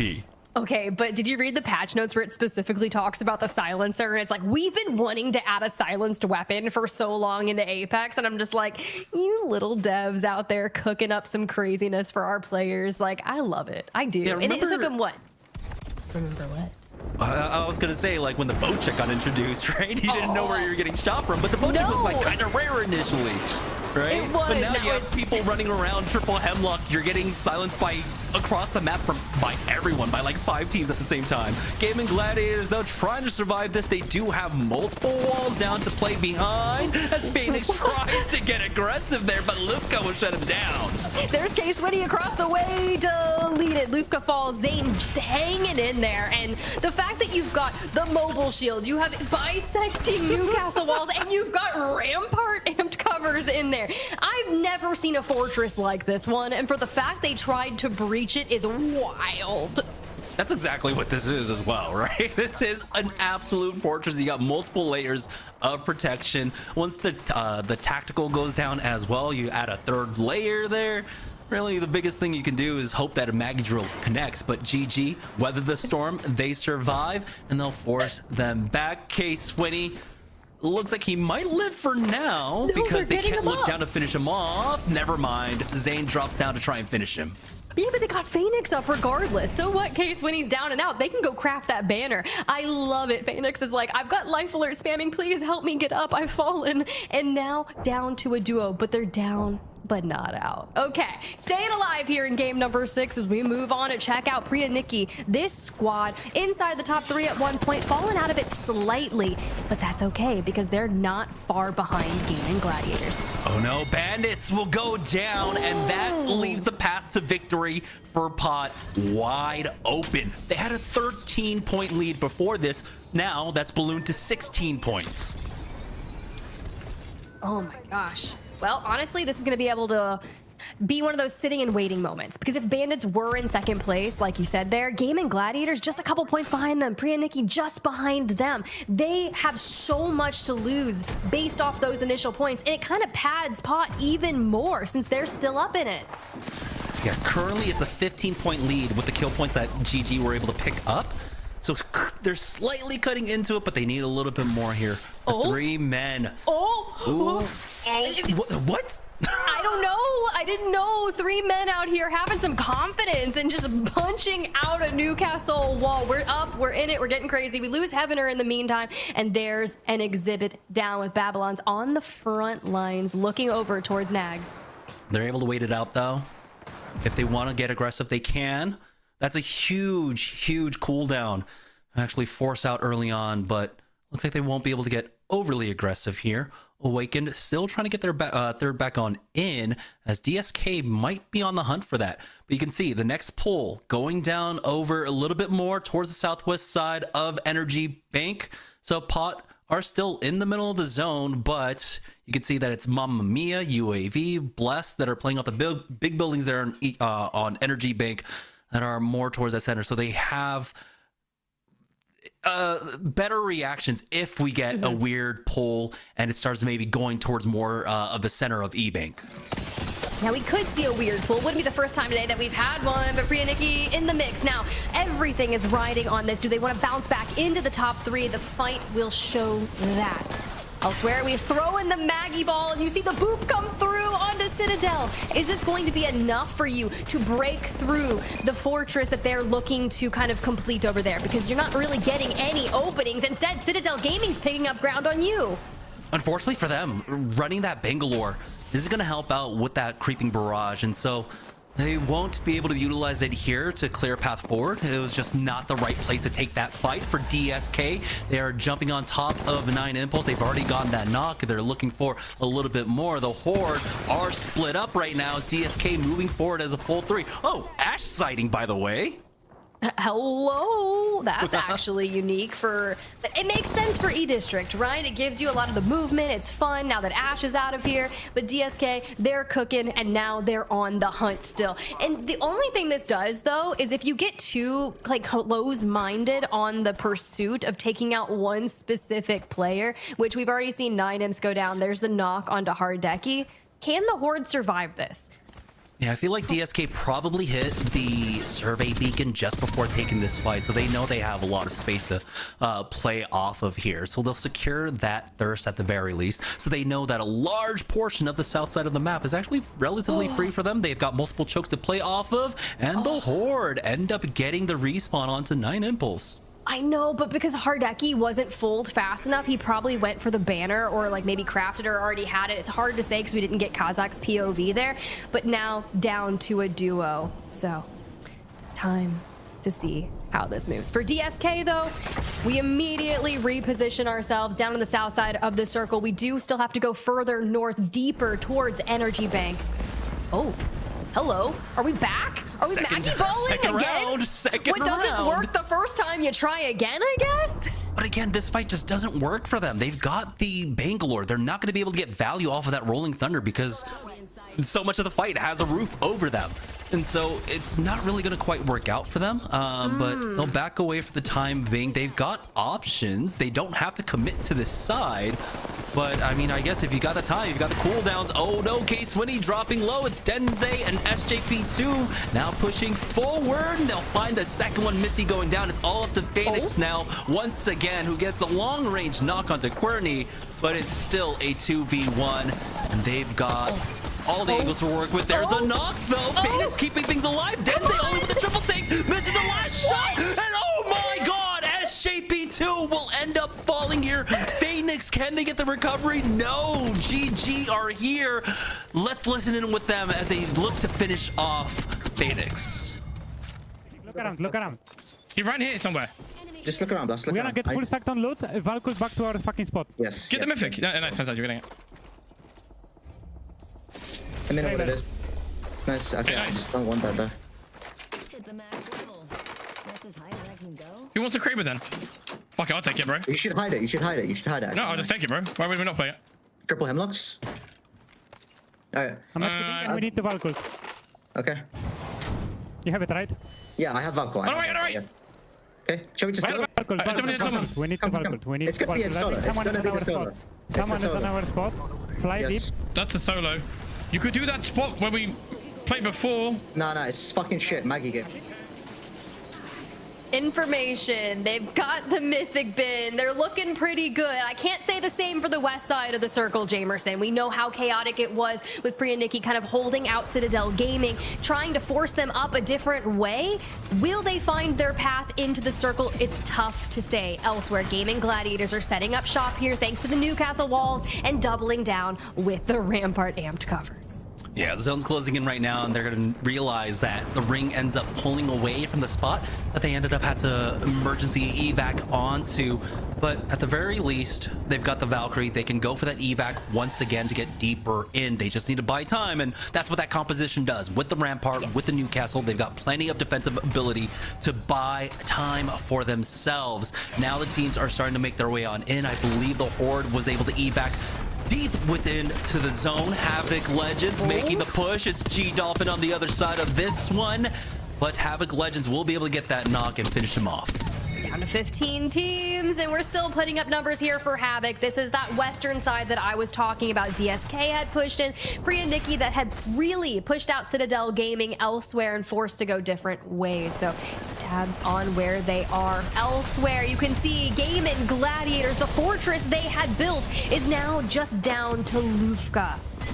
He's got wall, but unfortunately he doesn't have time. GG go down, and again, the path to victory for Pot is getting cleared by other squads currently, as Blessed will go ahead and help them out in that regard. This is going to be a huge pickup for Blessed, who needed loot. They're still sitting on blues. Now they'll have opportunity to get rekitted and get more nades at the very least to throw down on this one. Sanya takes a big peek. Max Strafey will end up going down here. Artico charges forward, takes out one, turns around onto Zidane, and Infinite are out. And you clear out this side. Of course, we do have to focus on that rotation, but a quick reset, and then we move forward. You can see here Pot on your screen with a squad wipe onto PRYANIK. And the best part about this in particular is it cracks open the leaderboard and pretty much secures their day. Can they end it with a three-peat of 3 victories, a 50% win rate on match number 1? Well, you're closer than ever before.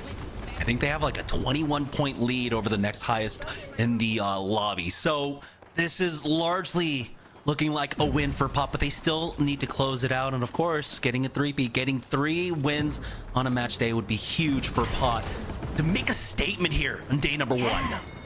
Definitely. Unblessed does fall DSK to join them. You can see their solo was found out, so it puts them one step closer, if you're Pot, to taking another victory. Teams that are still standing on your way: the Horde, Mamma Mia in that next circle, and Zipline Mafia fighting from the south, staring straight at Pot and making sure they do what it takes to stop them.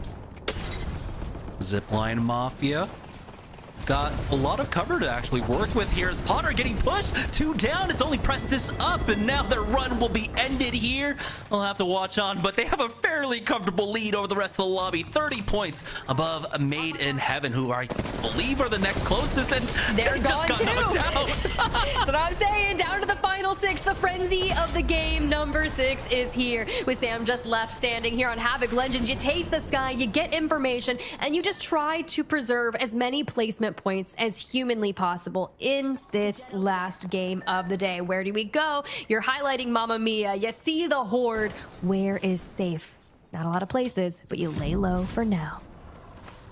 We've seen Havoc Legends be able to rat this one out earlier on. We'll see how much they can secure at the very least. The middle of the pack is extremely close, so each placement point will matter. Now for the Horde, they're center of the zone. They've got their walls set up. That might mean they make themselves, well, the center of attention. We've got the Syracuse coming down as well. And so they are the center of attention. You got Maggie Ball, you probably got Sheila. You're gonna make a staple towards the end game because this is not the best place to be, but thanks to Rampart, it allows you some cover here to make something happen. Now, you have so many positions if you stay alive and grab kills to jump up on the leaderboard and get so many points for your match day #1. But it all starts with this initial fight across the way. Arctic, Vassidi, Yuchako. Then you even see some of Mamma Mia looking to get into the mix, and Zipline Mafia. Look at that. They take down a couple members of the Horde, and the story I was painting for their comeback is just not gonna happen. Yeah, it was every single squad essentially that was left in the lobby as a full 3 just staring directly at them, and all they had to work with in terms of cover were the rampart walls. But that's gonna with all the hemlocks here available, they were not gonna last long whatsoever. Now Zipline Mafia just holding the angle here to keep ECLIPSE NEEVEPRO stuck on that wall. That's really the largest threat for them to deal with, as UAV and Mamma Mia are stacked on top of each other, so they have to be worried about each other as a threat. Yeah, but I mean, you can see Zipline Mafia tied right now for that 5th and 6th performance. They just need 1 kill. They get it right there with Kashera falling, and you breach into the top 5. It's a great way, and honestly, I feel like I need to go silent and listen to that Hemlock fire some more. It's gonna haunt my nightmares, but it's okay. Now, what's scarier, the silence shots of the Hemlock, or getting triple like GO by the Emmy? All of it, all of it. Like I can't. Okay, the Sheila is also pretty scary as well. Zipline Mafia though, from the south side, are definitely just trying to finish off ECLIPSE if they can. You see Catch there playing kind of on the hedge fence, and you've got to see, you dodge from the riot drill. They're information gathering because that one goes over towards your teammate. You reunite alongside him, but where do you play from? Because if you have to pull on that side, you're going to get looked at by multiple teams, because we're on UAV right now who are definitely trying to find angles. It's kind of impressive how big ECLIPSE were able to play, as Havoc Legends ends up getting finished off. So that leaves us down to our top 4. Our teams know that it is going to be a duo on one of these squads right now, as UAV find an angle onto Zipline Mafia, the ever-looming threat of ECLIPSE, keeping Zipline Mafia really small here. But Zipline Mafia will go ahead and drop down to try and find a spot. Fitu has fallen here. Mask with a nice nade as ECLIPSE NEEVEPRO take to the sky. And with the movements coming up from Mamma Mia, that leaves a little space on the northern side. Oh, here we go. Information, but Fitu is now a death box. And back to land we go. The final brawl. Now, you're right. The Horde, that's where they were playing from before they got absolutely annihilated. So they were able to take that space, which is now playable thanks to this level of the stage. Yuchako with a swing, and he's hip firing. Takes way too much damage, though. He's quick on the armor swap as well, so this is a clean fight. They back away as Zipline Mafia as a duo try to get involved, but they will ultimately fall. It's UAV versus Mamma Mia. UAV have the height, but there's the climb up. Now that armor swap has already been used, and Arctic ultimately ends up falling, and it's gonna be Mamma Mia to take the final win of the day. Let's go. And thank you so much for putting the pizzazz on it that it needed for Mamma Mia. You had to give it a little something. When we get Glitter back in here, she can hit us with a hand. But Mask, Black Venom, and Ekio to take our final dub of the day. Very well done. I can't believe that was our final match of Pro League Day 1, Jamerson. Yeah, and what an exciting way to do it as well. We had a little bit of drama there. We saw a lot of aggression. And again, today has more than exceeded expectations. We're seeing so much diversity coming out from our squads and really on the fly learning of this current meta, and a lot of contenders now for the top.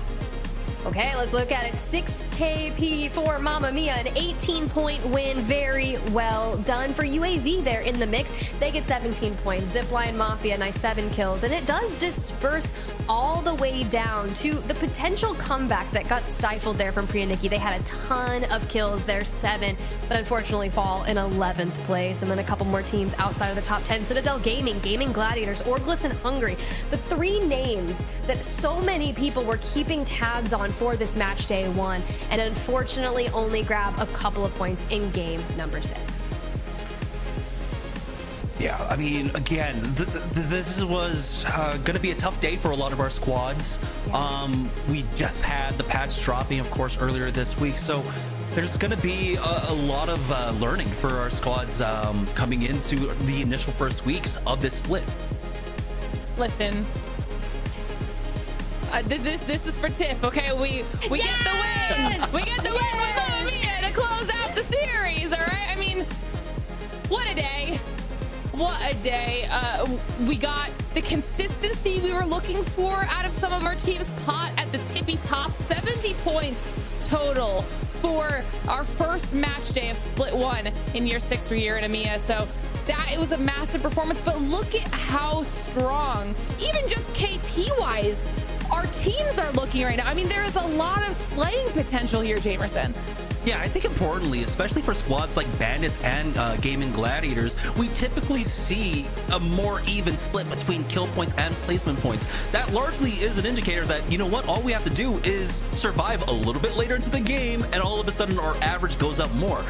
If they had better placements, this should be a 60-point game or a 60-point day for both of those squads, but we saw with the dominance of Pot that was not the case. So there is room for improvement. We already saw good things, and the fact that there is still a higher ceiling for them to reach is a great sign. I love it. I love what we're getting out of the region. I love what we're seeing with our legends and who's coming in to be useful in all of these situations. Some nice surprises here today. And now we get a chance to talk about our Sony InZone kill leaderboard, because I don't know if at the beginning I would have been able to really call who's going to be taking this one home. We got Prestis at the top, and we talked about how he had such a strong game in the very first match of the day, 15 kills, but it's excused at the very top, 16 kills, 1 kill separating our players here. I mean, just phenomenal performance from everybody across the board, Tiff. Yeah, I think that's a really good way to shout it, because you've got many people there in double digits all the way throughout the top 10. The biggest takeaway for me is I actually thought the Hemlock was going to be the #1 deadliest weapon, but it's the R9, the old reliable, shall I say. So makes perfect sense, but you do see multiple members there of PRYANIK in there, 6th and 7th respectively. You've got Henchmen in the mix, Kinda's up there. So a lot of representation from some of our teams that breached over 30 kills. Overall, a really, really good day. I think this is also big for Zipline Mafia, getting one of their players up here as the kill leader of the day. So excuse, this is it's showing that we have talent on so many rosters. And I've said that multiple times today, Jamerson, but it really is true. Yeah, 16 out of the 23 kills for Zipline Mafia. So excuse, of course, on the Mad Maggie, controls a lot more of the battlefield, right? And in the second half there, having the riot drill forces a lot of players out of cover very easily, so he can hold down angles, and so he's been probably utilizing that extremely well for his squad. But I mean, as that frontline player, that's what you expect, but not that kind of dominance for his squad. 16 out of the 23 kills for the team. Ooh, yeah, dude, actually he had 86% kill participation. So I think you're right, Jamerson. That riot drill was probably doing a lot of work, and if he were finding people out of cover, teammates clearing them up, regardless, well done.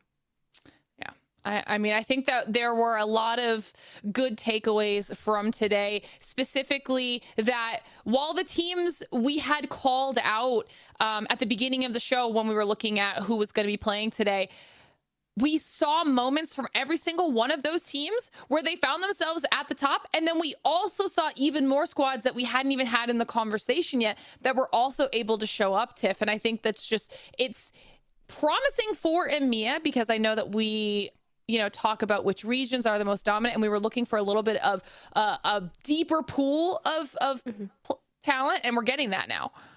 Yeah, I mean, I'm going to go ahead and return back to something I said at the top of the show. I was coming in incredibly open-minded today, right? I wasn't going to set my sights on any 1 or 2 teams in particular, of course, throughout the history of a comp that we've been a part of. Like, some of these names have definitely grown on us, but when you've got Matafe back on Orgless in Hungary, and you've got Clxver back in the mix, I'm actually really happy to see some different teams getting back on top in terms of like Pot, right? Through the series results there at the top by so many points. It's really cool. Do I think this is going to keep shaking up as we get through our match days here in EMEA, leading towards, days 3 and 4 as some people get everything situated? Yeah, 100%.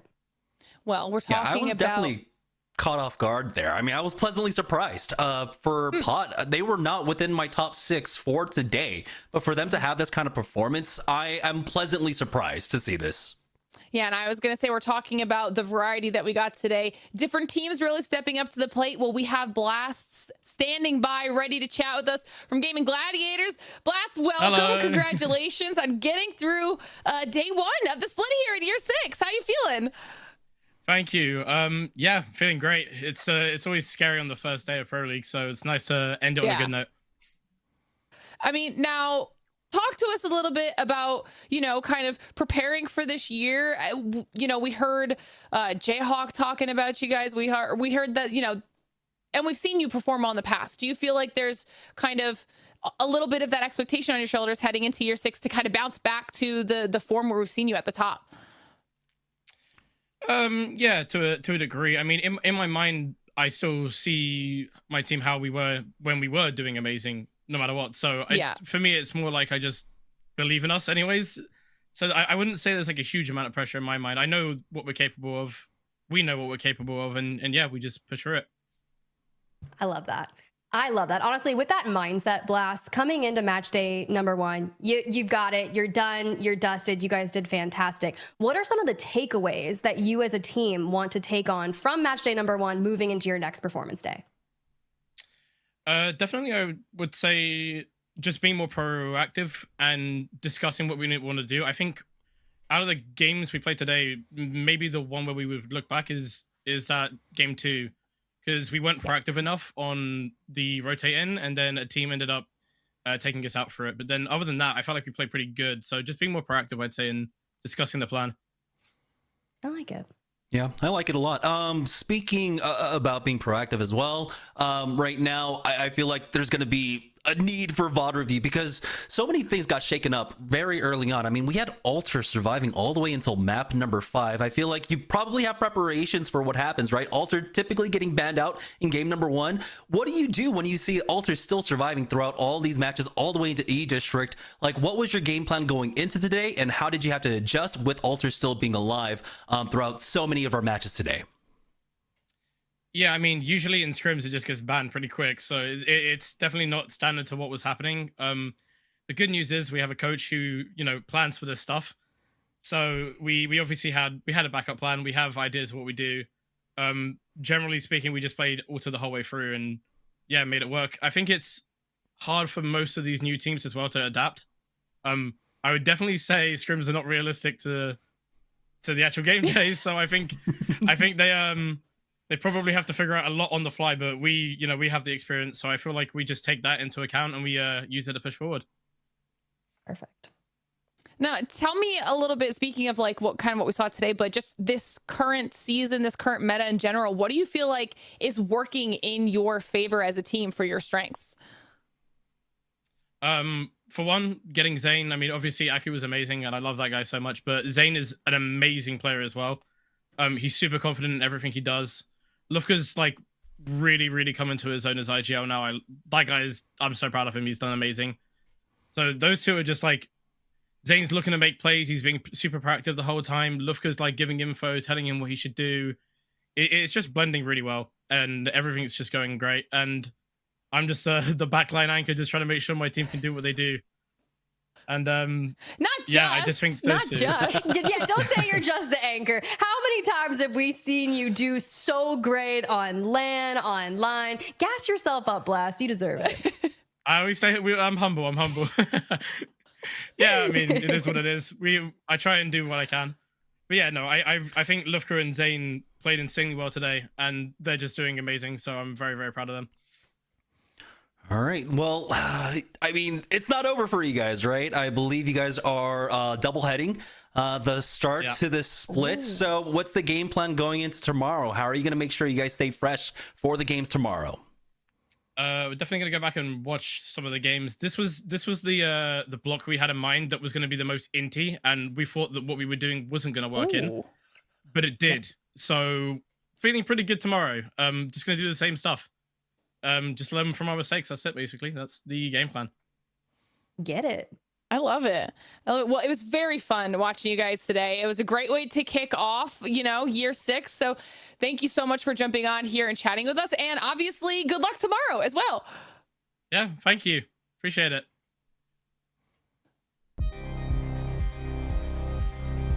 Always love being able to chat with Blast as we get an opportunity here to see some stats from today. I mean, I feel like he said it really well. Like, they were worried that this was going to be the most inty, and it ends up working out in their playstyle favor, Jamerson. So I think that they are looking real good for this season.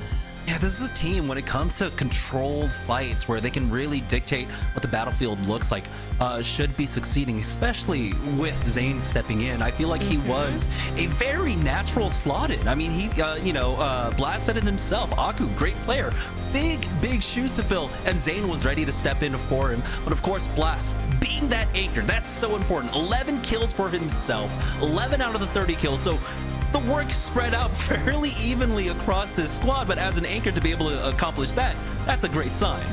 Yeah, never just Blasts, never just the anchor, okay? That is a very important role, which you do very successfully, and honestly paid off for the squad here today, because you guys found yourselves in a great spot after the series is all said and done. So Tiff, give me your thoughts now that we've made it through day number 1 here in EMEA. Look, it was a really good day, but I do love that Blast said one thing, being proactive. And I think a lot of our teams that are potentially doubleheading or playing their first game day tomorrow, look, be proactive. Anticipate that things aren't going to shake out the way that you've been seeing them for the past couple of weeks. So I hope you guys were watching here today, and I personally cannot wait to see what's going to happen when Alliance and Aurora make their debut tomorrow. Jamerson? Yeah, that's going to be hard. Like, as much as I've been talking about how, I don't expect Alliance to be the top dogs, they still have that potential, right? Because Aku is a great player. He should be able to slot in as well. It's just somewhere. They don't have the same kind of synergy that affected the Lucky had. So you have to be clear about this. You have to be honest about the kind of potential and the strength that they had with that original roster. And so again, there's a lot of room now for the rest of the field to catch up to the top of the leaderboards, to the top, to the best players, the best teams here. And we're seeing it today. Pot had an amazing day, and they were another one of those middle of the pack teams that now have an opportunity to make their name known.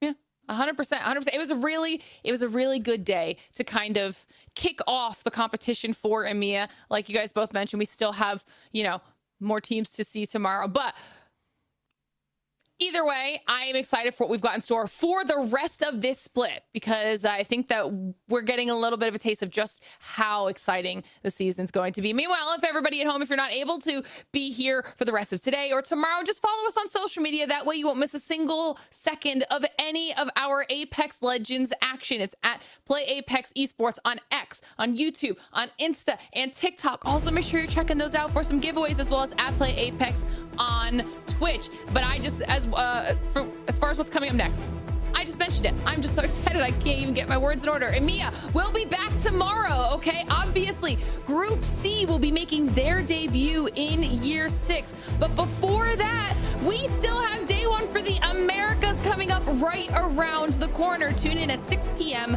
ET, 3 p.m. PT for the start of year 6 America's Pro League. And in the meantime, stretch, hydrate, maybe hop into some games of Apex, try out the new season, and we'll see you back here soon, Legends.